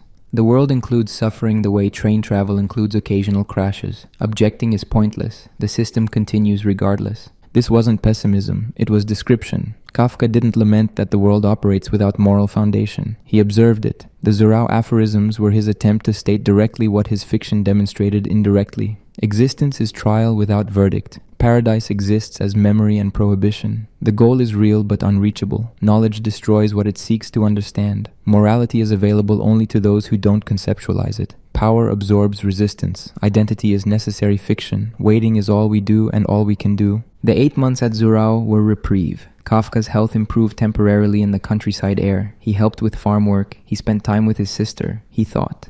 The aphorisms emerged from this thinking. They were distillation of everything he'd learned from writing fiction. The stories approached truth through impossibility. The aphorisms stated impossibility plainly. Both methods reached the same conclusions. There is goal but no way. We're expelled from paradise eternally. Leopards drinking sacrificial wine become ceremony. The rope we're supposed to walk is placed to make us stumble. When Kafka returned to Prague after Zurau, he returned to the insurance office and to his dying. But the aphorisms remained. They were his philosophical testament. They showed that his fiction wasn't psychological exploration or social criticism. It was metaphysics. He was writing about the structure of existence, and that structure was contradiction. We exist in permanent state of expulsion, seeking return that's forbidden, walking path that's designed to trip us, trusting in foundations we can't access, performing identities we don't possess. The aphorisms named this explicitly. The stories showed it happening. Together they formed complete philosophy, not systematic philosophy with premises and conclusions. Kafka's philosophy was description of how things are, and how things are is impossible. In November 1919, Kafka wrote a 100-page letter to his father Hermann. He never sent it. His mother refused to deliver it. The letter remained in his papers and was published after his death. It's titled Letter to His Father, but it's not really a letter. It's philosophical anthropology, an investigation into how authority operates at its origin point, the family. The letter began with Kafka acknowledging Hermann had asked him why he claimed to be afraid of his father. Kafka said he couldn't answer the question in conversation because the fear prevented speech, so he was writing. The letter was an attempt to explain the fear by documenting its source and operation. But the explanation itself demonstrated the impossibility of explanation. The fear made explanation necessary and prevented explanation from succeeding. Kafka described his childhood perception of Hermann. The father was enormous, physically and socially. He was healthy, confident, successful. He spoke with authority. He ate heartily, slept soundly, worked efficiently. Everything he did announced his correctness. His body was argument Franz couldn't refute. The father's mere existence convicted the son of inadequacy. But Hermann wasn't cruel in obvious ways. He loved his children. He worked to provide for them. He wanted them to succeed. His crime was simply being what he was. Strong where Franz was weak, certain where Franz was doubtful, comfortable where Franz was agonized. The comparison didn't require words. It was built into their physical proximity. The son saw the father and knew himself deficient. The letter's philosophical move was analyzing power without condemning it. Kafka didn't accuse Hermann of abuse. He described a structural situation where the father's virtues became the son's torture. Hermann wasn't trying to hurt Franz. He was living according to his nature. But his nature was incompatible with Franz's nature, and the incompatibility generated the son's permanent sense of guilt. Kafka wrote that Hermann frequently told him how much he'd sacrificed for his children. Hermann had grown up in poverty, worked from childhood, achieved success through will. He gave his children education and comfort he never had. This should have produced gratitude. Instead, it produced guilt. Because Franz couldn't match Hermann's achievements. He couldn't work as hard, succeed as completely, live as comfortably in the world. The father's sacrifices became evidence of the son's failure to justify those sacrifices. The letter described the impossibility of pleasing Hermann. The father wanted Franz to be independent, strong, capable, but he also wanted obedience, deference, recognition of paternal authority. These requirements contradicted. The son who became strong enough to satisfy the father became too strong to remain subordinate. The son who remained subordinate proved himself weak and disappointing. No path led to approval. Kafka saw this with surgical precision. The father-son relationship was rigged by its structure. Hermann hadn't designed it. It emerged from the roles themselves. Father and son occupy positions that generate inevitable conflict. The father possesses authority the son must eventually claim. But claiming it means displacing the father. The father wants the son to succeed him, but also wants to remain authority. These wants contradict. The son cannot win. This became Kafka's theory of authority as impossible demand. Power requires submission, but judges submission as weakness. Power wants to reproduce itself but feels threatened by successful reproduction. Power demands obedience while despising the obedient. The person under power cannot satisfy it because power's requirements are mutually exclusive. The letter discussed specific incidents. The balcony punishment Kafka never forgot. Hermann's criticisms of Franz's eating, his thinness, his late hours, his writing. Each criticism was individually justified. Franz did eat strangely, was too thin, kept odd hours. But the aggregate effect was permanent judgment. Everything Franz did was wrong not because it violated specific standards, but because he did it. The same acts would have been acceptable from someone else. From Franz, they proved his inadequacy. Kafka analyzed this mechanism. The father's criticisms weren't based on the son's actual failures. They were based on the son's being a son. The relationship created the crimes retroactively. Franz was guilty because he was Franz. His acts were evidence of pre-existing guilt rather than causes of it. This inverted normal causality. Usually you do something wrong and then you're guilty. In the father-son relationship, you're guilty first, and everything you do confirms it. The letter also examined Kafka's literary work as symptom of the relationship. He wrote because he couldn't speak to his father. Writing was substitute for impossible conversation, but it was also escape. The father couldn't enter the space of writing. It was the only territory Franz controlled. But this made writing rebellious. Hermann dismissed it as waste of time. So Franz's literary efforts were simultaneously withdrawal from paternal authority and continuous reminder of his failure to meet paternal standards. Kafka described how Hermann's judgment had internalized. He no longer needed his father to criticize him. He criticized himself in his father's voice. The external authority had become internal structure. This meant escape was impossible. Kafka could leave his father's house, but he carried his father's judgment in his own consciousness. The internalization was complete. This revealed Kafka's darkest insight about power. It doesn't need to enforce itself externally once it's internalized. The person under power becomes their own warden. They anticipate judgment and adjust behavior accordingly. They no longer need external surveillance because they surveil themselves. The authority doesn't have to speak because the subordinate speaks in its voice. The letter's most disturbing section analyzed Kafka's own complicity. He wrote that he was a timid child but also stubborn.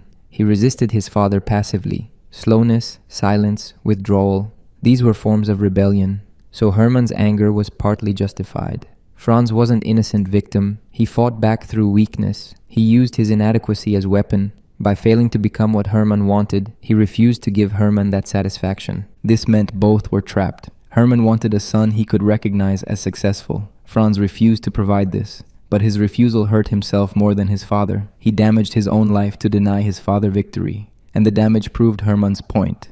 Franz was self-destructive, impractical, unable to function normally. His rebellion validated the judgment that provoked the rebellion. Kafka saw this pattern clearly and couldn't break it. The letter was itself demonstration. He analyzed the relationship with perfect clarity. He understood both sides. He saw the structural impossibility, and none of this understanding freed him. He remained trapped by what he comprehended completely. Consciousness didn't liberate, it intensified the trap by showing its inescapability. The letter ended ambiguously. Kafka imagined Hermann's response. The father would dismiss the whole thing. He'd point out that Franz was overthinking, that other sons survived similar situations, that Franz's problems were his own fault. And Hermann would be right. The letter proved his point. Franz was self-involved, overly analytical, incapable of simple living. The father's judgment was correct. The letter's sophistication was evidence of the disease it diagnosed. This was why Kafka never sent it. Not because he feared Hermann's anger, but because he knew the letter couldn't change anything. Understanding doesn't transform power relations. It just makes you aware of your imprisonment. The letter would give Hermann material for dismissal. It would prove Franz was exactly the weak, obsessive person Hermann thought he was. Better not to send it. Better to keep the analysis private, where it couldn't be used as evidence against him. The letter was Kafka's most complete statement about authority. Power doesn't require justification. The person who asks for justification has already submitted by asking. The person under power cannot win because winning would require changing the structure, and the structure includes their inability to change it. Consciousness of oppression doesn't end oppression. It's another symptom. You see the trap and remain trapped. And seeing without escaping is worse than not seeing at all. In 1920, Kafka began correspondence with Milena Jasenska. She was a Czech translator who wanted to translate his stories. She was married, living in Vienna. They exchanged letters that rapidly became intimate. Within months, they were writing daily, sometimes multiple times per day.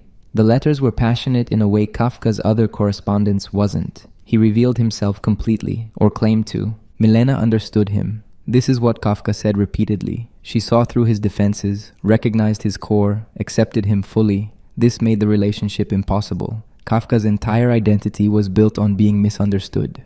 If someone truly understood him, they would see there was nothing to understand. The depth he projected was emptiness. Milena's understanding threatened to expose this. They met in person several times. The encounters were intense and brief. Then Kafka fled. He couldn't sustain intimacy. Face-to-face contact made demands he couldn't meet. Letters were better. In letters, he controlled the presentation. He could revise, polish, perform vulnerability strategically. Physical presence required spontaneity he didn't possess. The letters to Milena revealed Kafka's philosophy of being known. He wrote that he was dirty, infinitely dirty, which is why he made such a fuss about purity. His obsession with cleanliness, health, proper living, these were compensations for his essential corruption. But the corruption wasn't moral, it was ontological. To exist as embodied consciousness was to be compromised. Every breath was betrayal of some imagined purity. This was his most extreme position. Existence itself was guilt, not specific acts, but being at all. He inhabited a body that had needs. The needs required satisfaction. Satisfying them meant participating in systems that harmed others. Eating meant something died. Working meant supporting institutions he despised. Speaking meant using language saturated with violence. There was no pure position. Every stance was already compromised. Milena offered genuine connection. She saw his games and refused to play them. When he constructed barriers, she dismantled them. When he explained why love was impossible, she insisted it was possible. Her directness terrified him. She didn't accept his self-description as final truth. She claimed to see something in him he couldn't see himself. This inverted his usual dynamic. With Felice, he'd maintained control through elaborate justifications for distance. Felice accepted his terms. Milena didn't. She pushed back. She demanded more than he wanted to give. And her demands revealed that he didn't want to give anything. He wanted the appearance of intimacy without its substance. The relationship forced Kafka to confront his fear of being known. He wrote that if someone truly understood him, they would see him correctly and therefore leave. His obscurity was protection. As long as people didn't fully see him, they might stay. But Milena claimed to see him and stay anyway. This was impossible. If she really saw him, she couldn't stay. If she stayed, she mustn't really see him. Either way, the relationship couldn't survive. This demonstrated Kafka's theory of intimacy as revelation of void. People love projections, images they create of their partners. Genuine intimacy means showing yourself without projection. But the self beneath the projection is nothing. There's no essential person, just accumulation of habits, fears, performances. Showing someone the real you means showing them there is no real you, only emptiness that consciousness tries to fill with personality. Milena wrote in her letters that Kafka was afraid of life. She diagnosed him as someone who retreated into asceticism and self-denial not from spiritual discipline but from terror. She was correct. Kafka knew she was correct. This made her more dangerous. She saw through him and stayed. He couldn't process this. His entire philosophy required that being truly known meant being abandoned. The relationship was conducted mostly through letters. They met 4 times in 2 years. Each meeting was brief. Kafka would travel to Vienna or Milena would come to Prague. They would spend days together. Then Kafka would leave, citing work obligations or health concerns. The physical encounters were too intense. He preferred the mediated intimacy of correspondence where he could maintain distance while performing closeness. The letters to Milena were different from the letters to Felice. With Felice, Kafka performed neediness while maintaining control. He asked for everything while preventing anything. With Milena, he revealed the mechanism. He wrote explicitly about his fear, his inability to sustain intimacy, his suspicion that he had nothing to offer. He wasn't seducing her. He was warning her away while simultaneously clinging to her. Milena accepted this for a while. She wrote back with equal intensity. She analyzed his psychology, challenged his self-description, insisted that connection was possible. But gradually she recognized that Kafka was right. Not right that he was empty, but right that he couldn't sustain relationship. His insight into his own limitations was accurate. He knew what he was capable of and what he wasn't. He wasn't capable of partnership. The relationship ended gradually between 1921 and 1923. They continued writing, but less frequently. Milena remained in Vienna. Kafka remained in Prague. The distance that had enabled their connection also ensured its failure. They needed separation to maintain intimacy. When they tried to reduce separation, intimacy dissolved. This confirmed Kafka's understanding. His relationships existed in the space between presence and absence. Too much presence destroyed them. Complete absence prevented them. They required permanent oscillation. Kafka's letters to Milena contained his most direct statements about love. He wrote that love was mutual revelation, two people showing each other their vulnerability. But vulnerability meant showing your inadequacy, so love was agreement to witness each other's failure to be whole persons. This wasn't pessimistic definition, it was realistic. People aren't complete, they're broken, partial, compromised. Love means accepting someone else's brokenness because they accept yours. But Kafka couldn't accept his own brokenness, therefore he couldn't let anyone else accept it either. If Milena accepted him while seeing his flaws, she was either lying or foolish. If she rejected him after seeing his flaws, she was correct, but he would be alone. Either outcome was unbearable. So he kept her at the distance where she could neither fully accept nor fully reject him. The relationship existed in permanent suspension. This was his philosophy of impossible love. You want intimacy. Intimacy requires vulnerability. Vulnerability means revealing that you're not the person you present. But if you reveal this, you destroy the basis of the other person's attraction. So you either maintain the false presentation and feel fraudulent, or reveal the truth and face abandonment. There's no resolution. You perform authenticity, which makes authenticity impossible. Milena eventually concluded that Kafka's problem wasn't fear of commitment or intimacy, it was commitment to his own suffering. He needed his isolation, it fed his writing. He'd built his entire identity around being unable to live normally. If he suddenly became capable of relationship, who would he be? His writing emerged from his dysfunction. Healing would mean losing the source of his art. He chose art. Milena saw this and withdrew. This insight was brutal but accurate. Kafka's literary work required his suffering. Not as inspiration, but as condition. He wrote from the position of the excluded, the inadequate, the perpetually judged. If he became included, adequate, accepted, he would lose his position. The work would stop. He knew this. His relationship failures weren't accidental. They were necessary. He needed to fail at life to succeed at literature. But literature didn't compensate for life. He wasn't sacrificing happiness for art. He was trapped in pattern where art required unhappiness. Unhappiness produced art, and the art documented the unhappiness without relieving it. The cycle was closed. Writing about isolation maintained the isolation that enabled writing. He couldn't break out without abandoning the work, and the work was all he had. Milena later wrote about Kafka after his death. She described him as someone who saw the world too clearly. Normal people have protective blindness. They don't notice the violence underlying civilization, the arbitrariness of morality, the void beneath meaning. Kafka saw everything. He couldn't not see. This made ordinary life impossible. You can't function normally while maintaining awareness that normality is performance supported by nothing. Her analysis explained why Kafka couldn't love successfully. Love requires faith in something, that your partner won't leave, that connection matters, that vulnerability won't destroy you. Kafka had no faith. He saw through everything to its contingency. His partner could leave. Nothing guaranteed otherwise. Connection was temporary arrangement between isolated consciousnesses. Vulnerability did risk destruction because there was nothing solid to fall back on. This wasn't cynicism. Cynics claim to see through illusions while maintaining secret hope. Kafka had no hope. He saw accurately that life was structured impossibly and continued living anyway, not heroically, just because stopping wasn't an option. Suicide required conviction that death was better than life. Kafka didn't believe death was better. He didn't believe it was worse. He believed it was transformation from one form of impossibility to another. The relationship with Milena ended with both understanding that Kafka was right. She had hoped connection would heal him. It didn't. He had feared connection would expose him. It did. And she left not because he was empty, but because he was committed to remaining empty. His identity required the void he complained about. Filling it would mean becoming someone else, and whoever that would be, it wouldn't be the writer Franz Kafka. Years later, Milena was arrested by the Nazis. She was sent to Ravensbrück concentration camp. She died there in 1944. The woman who understood Kafka better than anyone was murdered by the system Kafka's novels had predicted. The bureaucratic state that processes humans through forms, that operates according to unstated criteria, that produces death efficiently while maintaining procedural correctness. Kafka died in 1924. He didn't live to see the Third Reich, but he'd already written it. In January 1922, Kafka began writing The Castle. He worked on it for almost a year, produced hundreds of pages, never finished it. The manuscript breaks off mid-sentence. The novel is his longest work and his most complete philosophical statement. Everything he'd been exploring crystallized here. Kay arrives at a village to work as land surveyor. He's been hired by the castle, the administrative center that governs the region.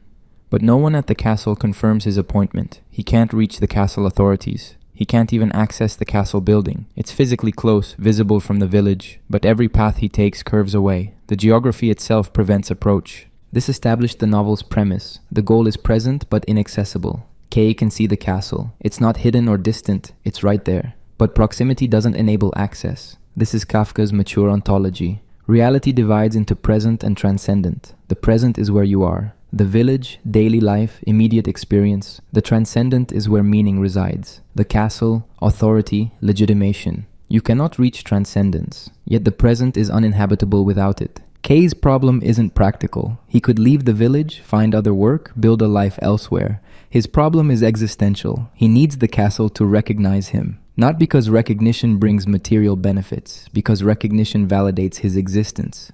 Without it, he's just someone who claims to be land surveyor. The claim requires confirmation from authority. Authority won't confirm it, so he's in limbo, neither officially employed nor officially rejected. This is Kafka's philosophy of legitimacy. Your status isn't fact, it's relation to power that validates facts. You are what power says you are. If power doesn't say anything, you're in permanent uncertainty. K exists, but his existence lacks authorization. He's there, but he doesn't count. This is worse than being explicitly rejected. Rejection is response. It acknowledges your existence even while denying your request. Non-response means you haven't registered. You're below the threshold where power notices you.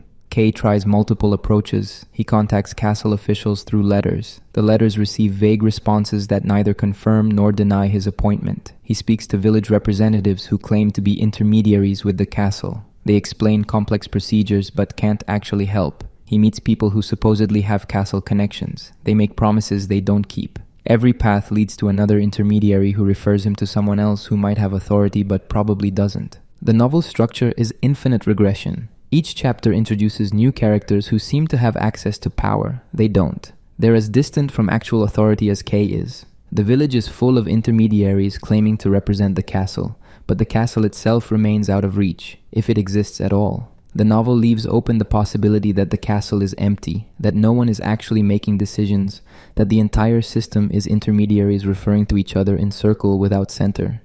This revealed Kafka's mature bureaucratic philosophy. Hierarchy implies summit, someone at the top making decisions. But what if hierarchy extends infinitely without summit?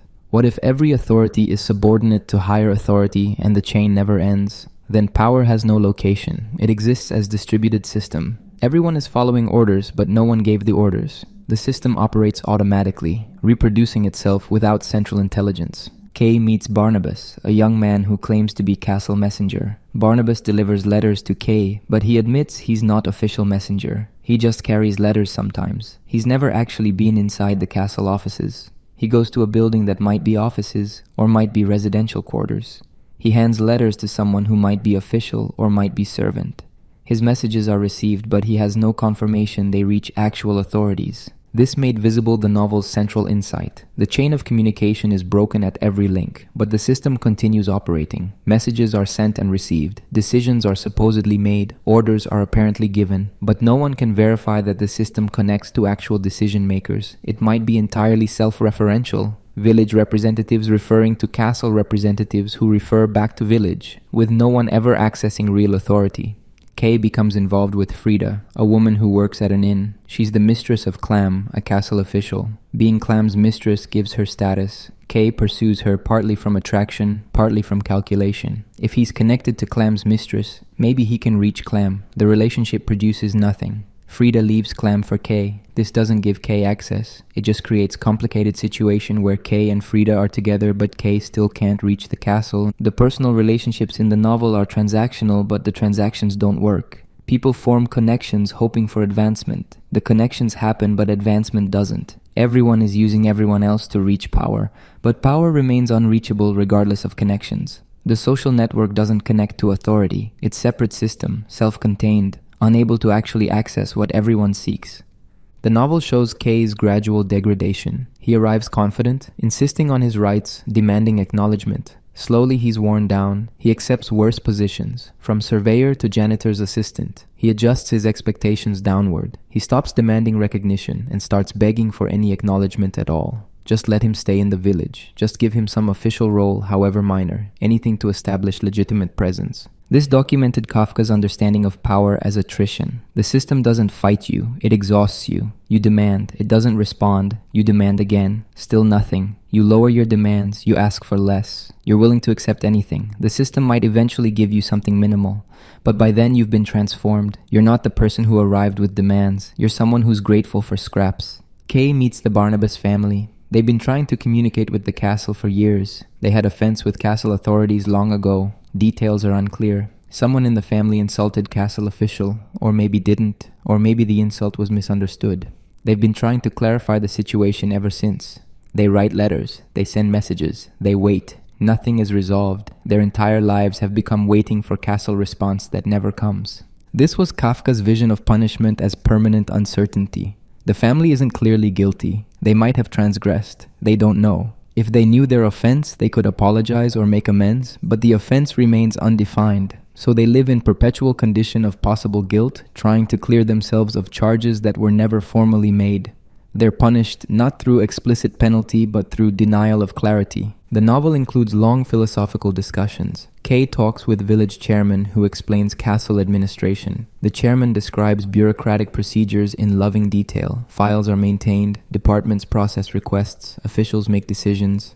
But the chairman admits that errors occur, files go missing, requests get lost, decisions are made based on outdated information. The system is supposed to be perfect, but actually is chaos. The chairman presents chaos as if it were order. This revealed Kafka's understanding of bureaucracy as religion. Believers insist the system works despite evidence it doesn't. When failures occur, they are explained as exceptions or temporary problems. The underlying system is perfect. Only implementation is flawed. But implementation is all there is. The perfect system exists only as theoretical construct. Actual system is the flawed implementation. But admitting this would mean acknowledging the system doesn't work. So failures are treated as aberrations from norm that is never actually instantiated. Kay never reaches the castle.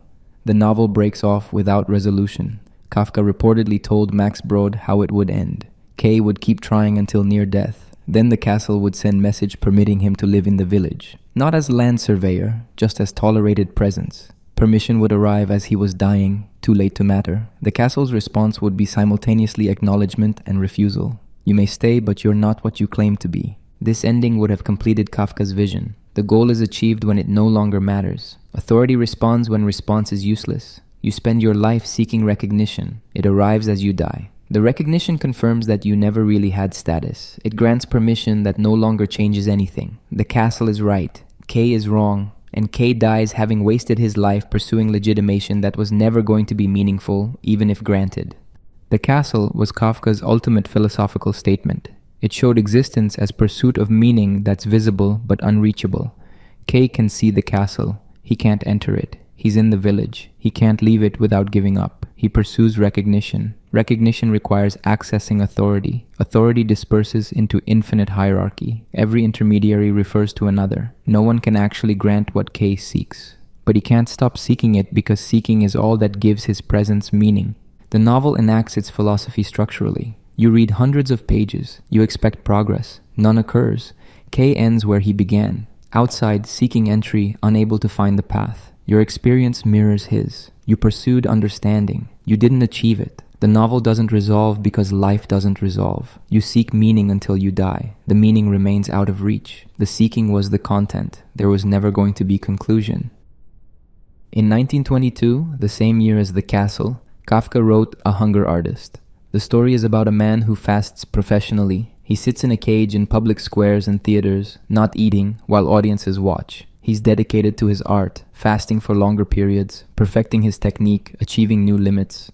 But public interest in fasting is declining. The audiences get smaller, the performances end earlier. Finally, he's forgotten completely. The hunger artist is moved to a circus placed near the animal cages. People pass him on their way to see the animals. Some stop to look, most don't. He continues fasting. No one tracks how long anymore. He's just there, in his cage, gradually disappearing. Eventually someone notices he might be dead. They find him buried in the straw, barely alive. He gives his final statement to the circus overseer. He explains that he fasted not from discipline or artistic commitment. He fasted because he never found food that he liked. If he had found food he liked, he would have eaten. He wouldn't have been hunger artist. He would have been like anyone else, eating and living normally. But he never found the right food, so he starved. This is his confession and his excuse. The overseer doesn't understand and isn't interested. The artist dies. His cage is cleared. A young panther is installed. The story ends with description of the panther. It paces magnificently. It's beautiful, vital, powerful. People crowd around to watch it. They love the panther's energy, its freedom, its obvious joy in living. The contrast is total. The hunger artist died from refusing to eat. The panther lives by devouring everything. The audience rejected the artist and adores the panther. This was Kafka's philosophy of negation without alternative. The hunger artist doesn't choose asceticism for higher purpose. He doesn't fast to achieve spiritual enlightenment or to protest something. He fasts because he can't participate in ordinary consumption. His refusal isn't heroic, it's pathological. He can't eat because nothing satisfies him. He dies from this inability. But the story doesn't simply condemn him. It makes his refusal the only authentic position in a world of false satisfactions. Everyone else eats. They find food acceptable. The hunger artist can't. This makes him incapable of normal life. But it also means he's honest. He won't pretend satisfaction when he feels none. He won't consume to fit in. He starves rather than lie about his appetite. The story interrogates what it means to be an artist. The hunger artist's art is literally nothing. He doesn't create, he refuses, he sits in a cage and doesn't eat. This is his contribution. And for a while, people are fascinated. They watch him not eating, they admire his discipline, they wonder how he does it. But the fascination fades. Negation can't sustain interest. Eventually, people want to see something positive. Creation rather than refusal, life rather than death. This was Kafka examining his own position. His fiction was art of refusal. He didn't write affirmative stories. He didn't create heroes who overcome obstacles. He wrote about men transforming into insects, about accused men who never learn charges, about land surveyors who can't reach castles. His art documented impossibility. It said no to conventional narratives, no to resolution, no to meaning. And like the hunger artist, Kafka suspected his art might be pathology rather than choice. Maybe he didn't write affirmatively because he couldn't. Maybe his vision of impossibility reflected his own inability to live normally. Maybe his literature was a sophisticated form of starvation, refusing what others consume because he couldn't digest it, not because it was poisonous. The hunger artist's dedication is absolute. He lives for his art, but his art is dying slowly in public. It achieves nothing except its own perfection. He fasts longer and longer, but what does this accomplish? He's not feeding anyone. He's not solving problems. He's just refusing more completely. The perfection of refusal is still refusal. It produces nothing. But Kafka also showed that normal consumption is mindless. The audience that loses interest in the hunger artist rushes to see the panther. They love the panther because it's unconscious. It doesn't think. It just lives, purely, unreflectively. The panther represents what the hunger artist can't be. Animal vitality, thoughtless enjoyment. The panther eats and is satisfied. It has no questions about whether the food is right. It's hungry, it eats. This is freedom. This was Kafka's ambivalence about intelligence. Consciousness is the disease. The hunger artist can't eat because he thinks about eating. He questions whether food is satisfactory. His thinking prevents satisfaction. If he could stop thinking, he could eat. But stopping thinking would mean becoming like the panther, vital but stupid. The choice is between intelligent suffering and stupid vitality. There's no intelligent vitality. Consciousness and satisfaction are incompatible. The story suggested that Kafka's entire literary project was hunger art. He wrote precisely, beautifully, about refusing life. He perfected techniques for documenting impossibility. But what did this achieve? His writing didn't make life livable. It showed why life was unlivable. This was art as testimony rather than transformation. It witnessed suffering without relieving it. And like the hunger artist, Kafka feared he was dedicating himself to a project no one cared about. His stories were published in small literary magazines. Almost nobody read them. He was fasting in public, but the public walked past to see more vital entertainment. He was achieving perfection in art form that had no audience. When he died, his work might be cleared away like the hunger artist's straw. Someone more vigorous, more life-affirming would take his place. The story's cruelty is that the hunger artist's confession doesn't redeem him. He admits he fasted because he never found food he liked. This explanation makes him more pathetic, not more sympathetic. He's not heroic faster. He's just someone who couldn't figure out what to eat. His entire life was response to deficiency, not positive choice, but negative condition. He was hungry for something he couldn't name and died of the hunger. This was Kafka interrogating whether his writing was vision or symptom. Was he seeing truth about existence that others missed? Or was he projecting his own incapacity onto the world? His stories said life is impossible. Maybe this was accurate description. Or maybe it was confession that he found life impossible. His hunger was personal. Others were fed. He starved and called it truth. But the story doesn't resolve this question. It leaves open both possibilities. The hunger artist is pathetic. He's also the only honest person in the story. Everyone else pretends food satisfies them. He admits it doesn't. This makes him failure at living. It also makes him witness to truth. Maybe real food doesn't exist. Maybe everyone is pretending satisfaction while experiencing hunger they won't acknowledge. Maybe the artist's only crime was saying it out loud. In summer 1923, Kafka was staying at a resort on the Baltic coast. He was 40 years old, dying from tuberculosis, expecting nothing from life. He met Dora Diamant. She was 19, from Orthodox Jewish family in Poland. She'd left home to escape arranged marriage. She was independent, curious, alive. Kafka fell in love, or he fell into the possibility of love.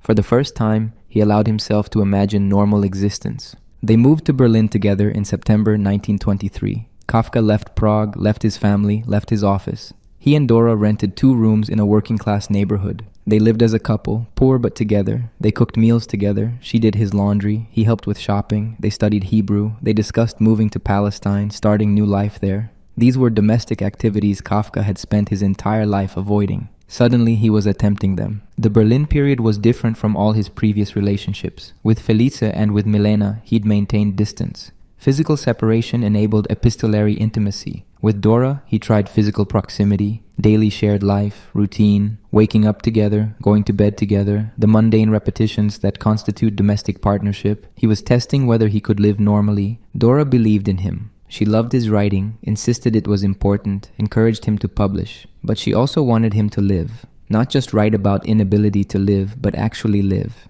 She was young enough to believe change was possible. She saw his patterns, but didn't accept them as permanent. She thought Prague and his family were the problem. Away from them, he could become a different person. For several months, it seemed possible. Kafka's health improved slightly. He wrote, he studied, he experienced periods of something like happiness. He wrote to friends describing domestic contentment. He helped Dora prepare meals. He joked with neighbors. He acted like ordinary person living ordinary life. The performance seemed to be working. Maybe the performance could become reality. This period revealed what Kafka's philosophy excluded, the everyday as salvation. Against his entire literary output, Life with Dora suggested that meaning might be simple. Companionship, routine, belonging. Not transcendent meaning that requires castle authorization. Just human meaning that emerges from shared activities. Cooking dinner together, studying Hebrew together, planning impossible future together. These were enough, or could have been. But circumstances destroyed the experiment. Germany in 1923 was collapsing. Hyperinflation made money worthless. Kafka's insurance pension became valueless overnight. They couldn't afford food. He was already weak from tuberculosis. Malnutrition accelerated the disease. The rooms they rented were unheated. Berlin winter was brutal. His lungs deteriorated rapidly. By spring 1924, he was coughing blood, barely able to speak. The Berlin period demonstrated that Kafka's philosophy wasn't temperamental pessimism. He tested the alternative. He tried normal life with a young woman who believed in possibilities. External circumstances, not internal resistance, ended the experiment. Hyperinflation and tuberculosis, economic collapse and disease. The forces that destroyed his attempt at normalcy were structural, not psychological. He didn't sabotage it. History did. But the period also revealed limits of what he could achieve even under better circumstances. Kafka was 40, dying, exhausted from decades of double life. His habits were set. His consciousness was formed. Even with Dora's support, even in Berlin away from Prague, he remained himself. Damaged lungs, fragile digestion, inability to sleep properly, obsessive thinking that prevented peace. These weren't cured by companionship. Dora later said that Kafka changed during their time together. He became warmer, more open, capable of joy. He laughed more than she'd expected. He played with neighborhood children. He showed a side of himself that his earlier relationships had prevented. She believed they would have married if he'd lived. She believed he was capable of happiness that his circumstances prevented. This interpretation was generous and possibly true, but it also simplified. Kafka's entire work documented why happiness was impossible, not as personal failure but as structural condition. The work wasn't wrong because he experienced moments of happiness with Dora. The moments were exceptions that proved the rule. Brief interval before death resumed its claims. Even if he'd survived tuberculosis, even if they'd moved to Palestine, the fundamental contradictions he'd spent his life documenting would have remained. His study of Hebrew with Dora represented an attempt at cultural rootedness. The Kafka family was assimilated, German-speaking, barely Jewish. Kafka had explored Yiddish culture earlier but remained outside it. Hebrew study suggested possibility of insider position. If he learned the language, studied Talmud, moved to Palestine, maybe he could belong somewhere. The perennial outsider could become insider through conscious choice and effort. But the project was romantic fantasy. Kafka was too formed by German culture, too sophisticated in its philosophical traditions, too alienated from religious practice.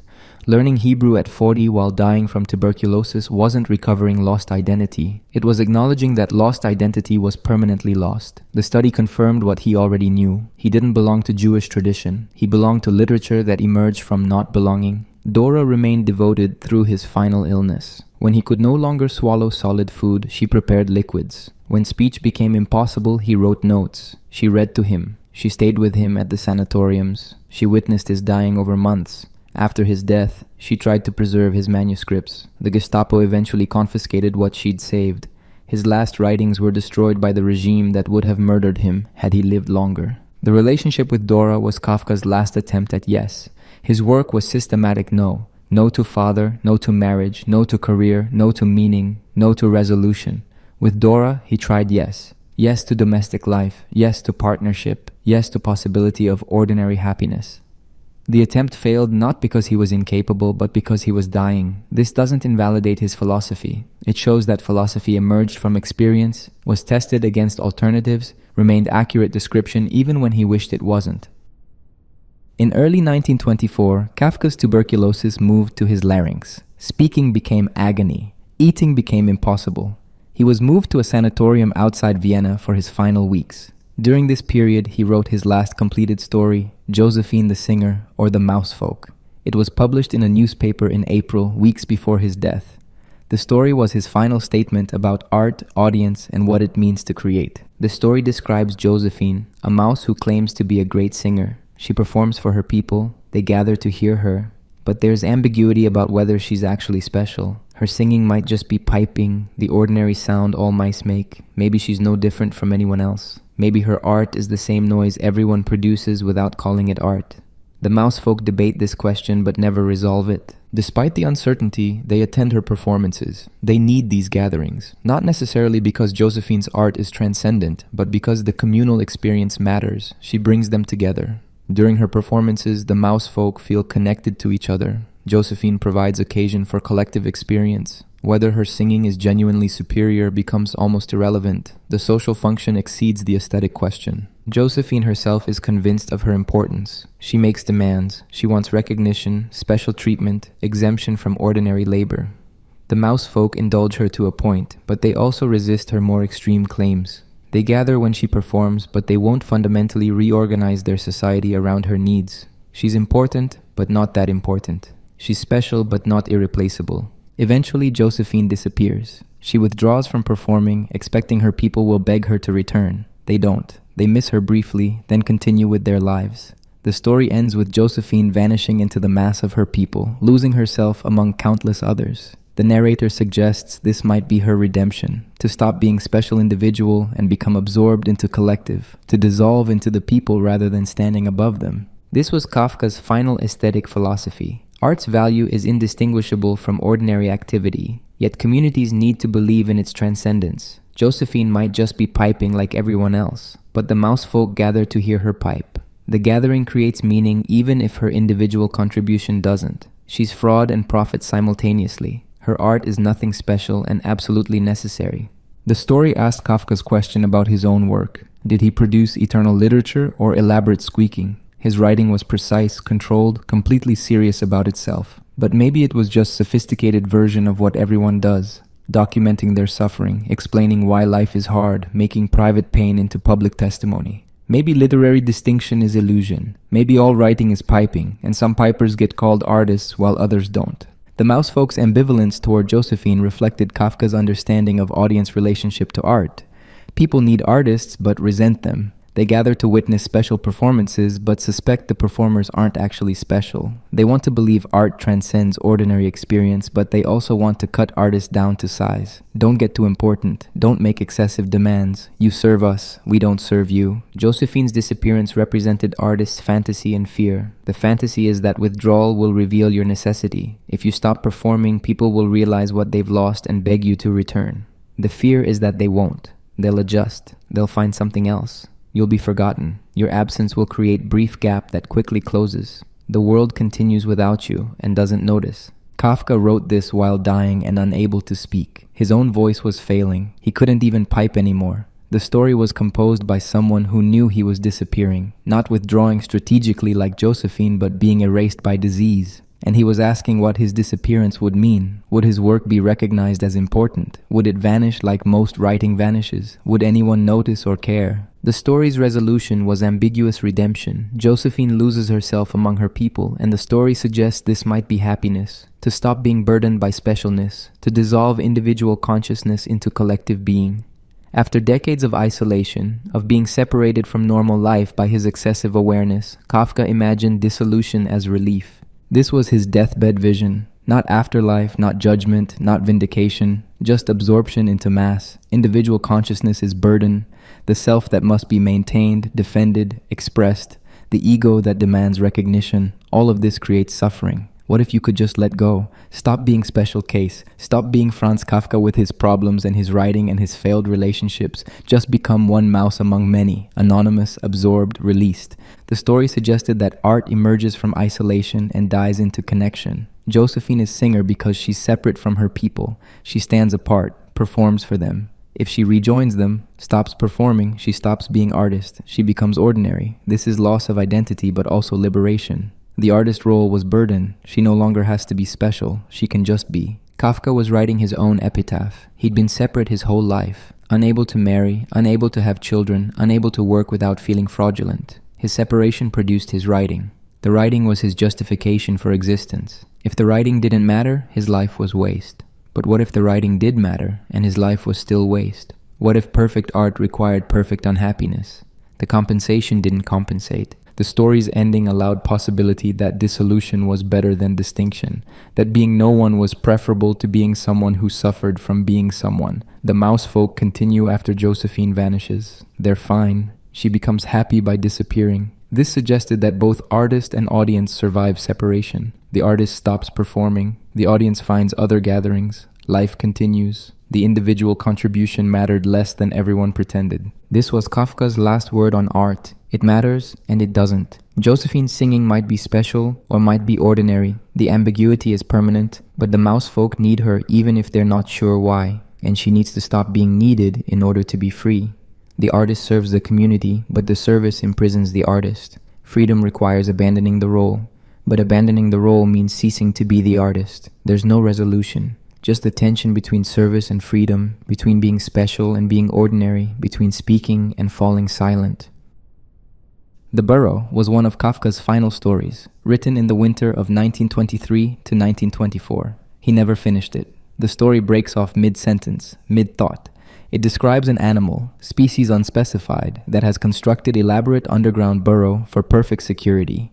The entire story is the animal's consciousness, obsessively reviewing the burrow's design, checking for vulnerabilities, planning improvements. The animal has spent its life building this structure. Multiple passages, chambers, false exits, a castle keep where food is stored. Every element serves security. The architecture is brilliant. The animal is proud of its achievement. But pride coexists with permanent anxiety. Every solution creates new problems. Every fortification reveals new vulnerability. The quest for perfect security generates perpetual insecurity.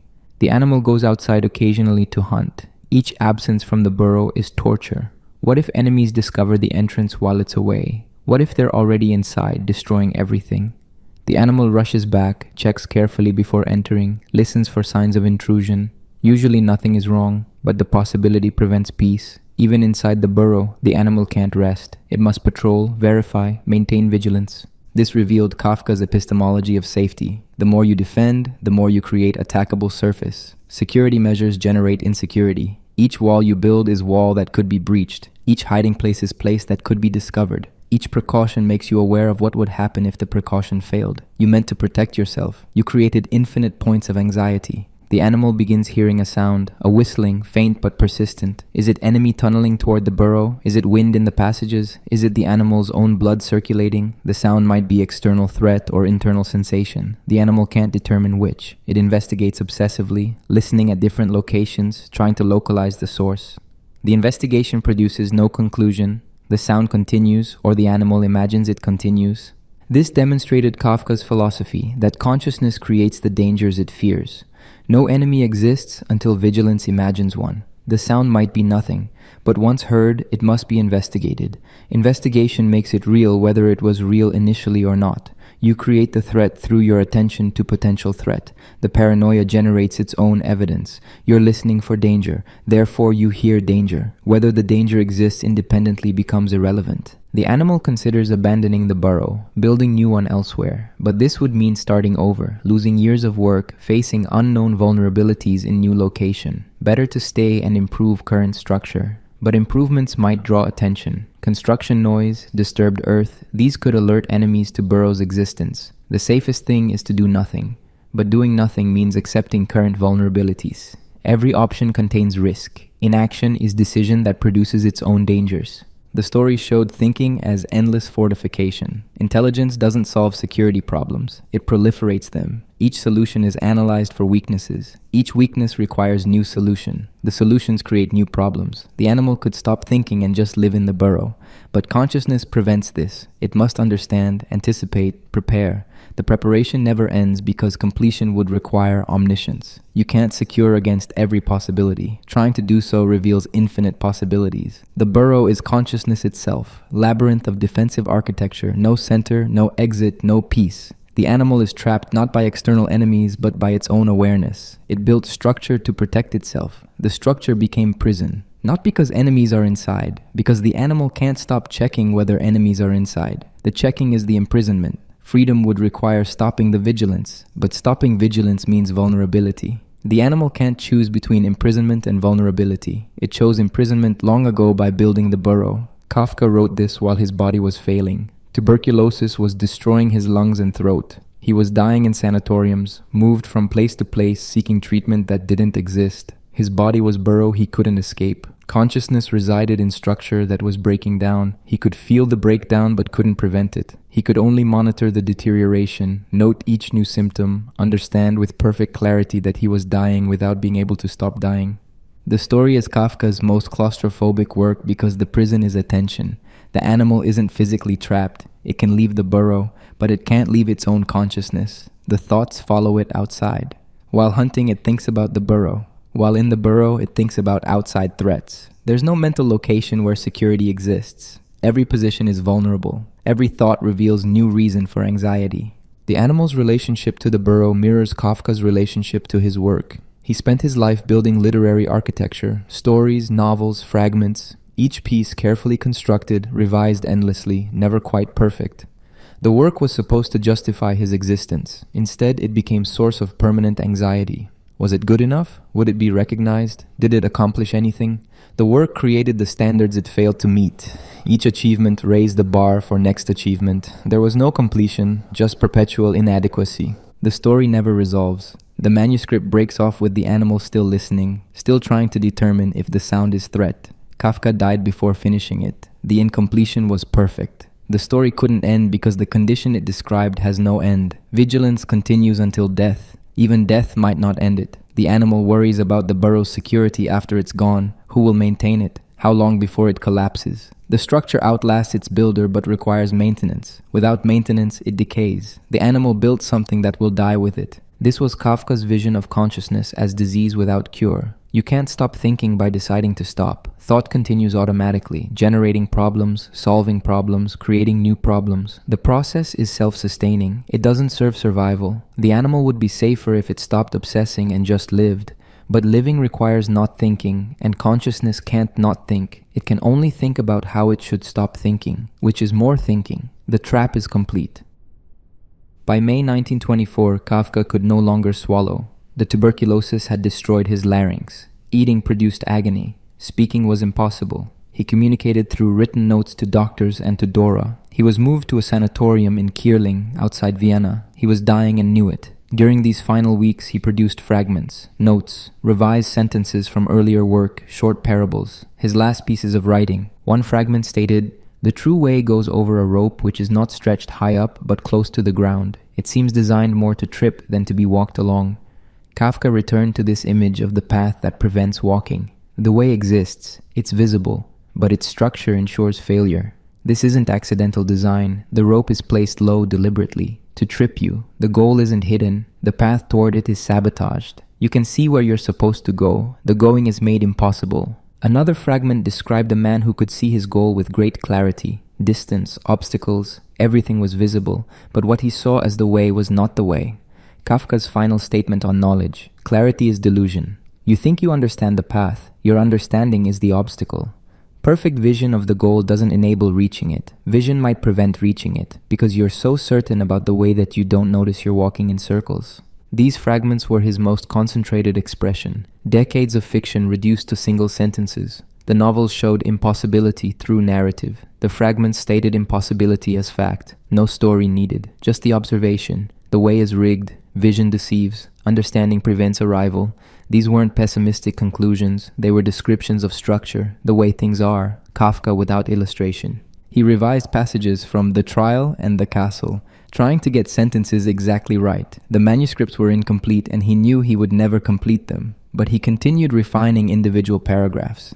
The work itself was endless burrow building. Each sentence was fortification that revealed new vulnerability. Each revision created need for further revision. The work couldn't be finished. It could only be abandoned, and he was being forced to abandon it by death rather than choice. Dora sat with him. He wrote notes asking about specific words. Was this phrasing better than that? Did this sentence work? He was dying and worrying about syntax. This wasn't neurosis. It was his mode of being in the world. Language was his only tool. If he couldn't get language right, he'd achieved nothing. The tuberculosis was killing his body, but it couldn't kill the need to find the correct word. That need persisted until the end. One fragment described someone waiting for a message that would explain everything. The message exists, it was sent, but it's traveling through infinite relay stations. Each station delays it slightly. The delays compound. By the time the message arrives, the person who sent it is dead, the person waiting for it is dead, and the message content is obsolete.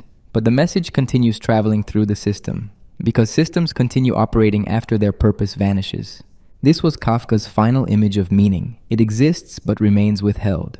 Not because powerful forces conceal it, because the distance between sending and receiving can't be crossed. The structure of communication prevents communication. You send the message, the system processes it. By the time it arrives, it no longer means what it meant, and you're not there to receive it anyway. The whole enterprise was doomed from the start, but you didn't know until you'd already committed to it. Franz Kafka died June 3, 1924. He was 40 years old. He died of hunger because he couldn't swallow. The tuberculosis killed him by preventing eating. Like his hunger artist, he starved. Unlike the hunger artist, he wanted to eat. He just couldn't. His body refused sustenance. This was appropriate ending for someone who'd spent his life documenting refusal. But his refusal was philosophical. His body's refusal was biological. The difference didn't matter in the end. Both led to same place. His last instruction to Max Brod was to burn everything. All the manuscripts, the published stories, the letters, destroy it all. Brod had heard this before and ignored it before. Kafka had been telling him for years to burn everything. Brod always refused. After Kafka died, Brod published everything. The unfinished novels, the fragments, the letters, the diaries. The work Kafka wanted destroyed became the foundation of 20th century literature. This created paradox. Kafka's dying wish was erasure. He achieved immortality. He wanted silence. He became one of the most analyzed writers in history. He wrote about failure to achieve goals. He achieved goal of literary permanence by explicitly rejecting it. His life demonstrated his philosophy. You seek one thing, you get the opposite. Your intentions don't control outcomes. You die without accomplishing what you wanted. And your failure becomes your achievement. But you're dead, so you don't know. The recognition comes too late. Like the castle's permission arriving as K dies. Like the law being meant only for you but closed when you die at the threshold. Kafka achieved nothing he wanted. Didn't marry, didn't have children, didn't escape the office during his lifetime, didn't finish his major works, didn't live to see their publication. didn't receive recognition as important writer. He died young, sick, poor, unknown except a small literary circle. By every measure he valued, he failed completely, and the failure was the success. His work documented failure so perfectly that failure became vision. His inability to live normally became testimony about what normal life costs. His alienation became universal condition that everyone experiences but most people don't articulate. After his death, Kafka's work exploded across the 20th century. The novels were published in the late 1920s. They were recognized immediately as unprecedented. This was new kind of literature. Not realism, not modernism exactly, something else. Fiction that operated like philosophy. Stories that were thought experiments made concrete. By the 1940s, Kafkaesque entered language as adjective. By the 1960s, his influence was everywhere. Writers, philosophers, filmmakers, everyone was responding to Kafka. But what exactly was his philosophy? He never wrote systematic treatise. He wrote stories about impossible situations. The philosophy has to be extracted from the fiction. And the fiction resists extraction. It doesn't symbolize ideas. It embodies them. But certain positions crystallize across the work. A constellation of insights that together form worldview. First position. Power is incomprehensible and absolute. You can't understand it and you can't escape it. The father sentencing the son to death. The court arresting Joseph K. without charges, the castle refusing to confirm K's appointment. In each case, authority acts without justification. It doesn't need reasons, it simply declares itself, and the person under power accepts the declaration as valid even while recognizing its absurdity. Understanding the absurdity doesn't free you, it's another feature of the trap. You document your imprisonment with perfect clarity and remain imprisoned. Second position, guilt precedes crime. Punishment creates transgression, not vice versa. You're not punished because you're guilty. You're guilty because you're punished. The arrest creates the charges retroactively. The father's verdict invents the son's crime. The guilt was always there, structural rather than specific. You're guilty of existing, of taking up space, of making demands on the world. Your life itself is the crime. Any life, examined by hostile authority, reveals prosecutable material. Legal innocence is irrelevant. The court operates at deeper level where everyone is compromised. Third position, the law exists but remains inaccessible. Meaning is real but withheld. The man from the country waits his entire life before the law. The law is there. He can see through the entrance, but he can't enter. The doorkeeper prevents him, or he prevents himself by asking permission. The structure is designed to allow seeing without accessing. You know the law exists. You spend your life trying to reach it. You die at the threshold. The proximity is worse than distance. If the goal were far away, you could believe journey was progressing. The goal is right there. You stand next to it. This makes the exclusion absolute. Fourth position. Consciousness is the disease it diagnoses. Awareness of absurdity doesn't free you. It's another symptom. Joseph K. understands the trial is insane. This doesn't help him escape it. K. sees that castle bureaucracy is endless deferral. This doesn't get him access. The hunger artist knows his art might be pathology. This doesn't make him able to eat. The animal understands its burrow obsession is prison. This doesn't allow it to stop checking for threats. Consciousness observes the trap. Observation changes nothing. The clarity makes the trap worse because you know it's trap and remain trapped anyway. Fifth position. Individual identity is performance demanded by power. No authentic self exists beneath social roles. Gregor Samsa, the salesman, is as real as Gregor Samsa, the insect. Neither is more authentic. Identity is relational, formed by others' expectations and requirements. When Gregor can't work, he stops being Gregor to his family. They stop recognizing him as person. His own sense of identity erodes, not because his consciousness changed, but because recognition changed. You are what others say you are. There's no core self that persists regardless of circumstances. The self is construction that collapses when circumstances change. Sixth position, bureaucracy is reality's structure. Endless hierarchy, no summit. Everyone serves processes no one controls. The insurance institute, the court, the castle. All organized as infinite hierarchies where each level refers to the level above it. But the summit never appears and might not exist. Final authority is always one level higher. This means responsibility disappears into structure. No individual decides anything. Everyone follows procedures written by people who are dead. The system operates automatically. Enormous violence gets committed without anyone being consciously cruel. The violence is distributed across countless small acts of procedural compliance. Nobody chose it. Everybody enacts it. Seventh position. Language precisely describes the impossible. Kafka's style embodies his vision. Bureaucratic prose rendering nightmares. The style suggests documentation. The content is undocumentable. The contradiction between form and content doesn't resolve, it's the point. Language claims to represent reality, language fails. But you can't stop using language, so you use it to document its own failure. Precision and impossibility coexist. Every sentence is clear, the total meaning is unclear. This shows that communication reveals its own limits. You speak, you're understood. The understanding changes nothing. Language doesn't solve problems. It articulates problems more precisely, which makes them more insoluble. His complete philosophy can be stated simply. Existence is trial without verdict. You seek law that never arrives. You try to reach castle you can't access. You transform into creature you always were. You starve because you never found right food. You wait for permission you could seize but won't. You burrow deeper to escape trap that is burrowing. Each image is variation on single theme. There is goal, there is no way. What we call way is hesitation. You can see where you're supposed to go. The going is impossible, not temporarily impossible, structurally impossible. The impossibility is built into the situation. This vision offers no solutions because the problem is existence itself.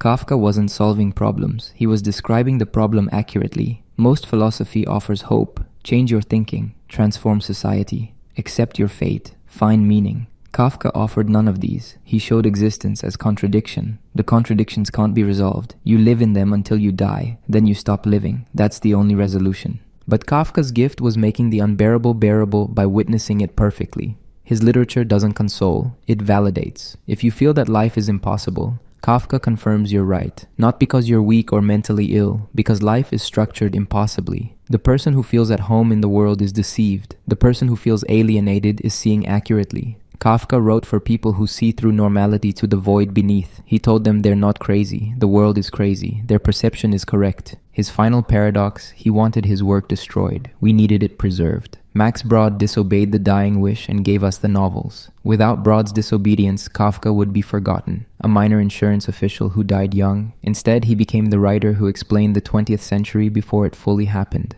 The bureaucratic state that processes humans through forms, the trials without charges, the surveillance that's everywhere and nowhere, the guilt that's presumed and permanent, the systems that operate automatically according to criteria nobody understands. Kafka wrote this in the 1910s and 1920s. By the 1940s, it was documentary. The Kafka problem is whether his vision is truth or pathology. Did he see existence accurately, or did he project his personal incapacity onto the world? His stories say life is impossible. Maybe this is accurate description. Or maybe it's confession that he found life impossible while others don't. The question has no answer. Both are true simultaneously. He saw accurately because he was damaged in ways that made accurate seeing possible. Normal people don't see what Kafka saw because their normality blinds them. Kafka saw because he couldn't be normal. The pathology was the qualification. After a century, we're still reading him. The work that should have been burned is canonical. The novels that were never finished are complete as they are. The incompletion is part of the form. Kafka wrote about seeking goals that must remain unachieved. His work enacts this. You read expecting resolution. You reach the end without it. Your experience mirrors the character's experience. You investigated. You tried to understand. You failed. The failure is the content. The Kafka problem will remain open, which is the most Kafkaesque answer possible. You ask for resolution. You don't receive it. You keep asking.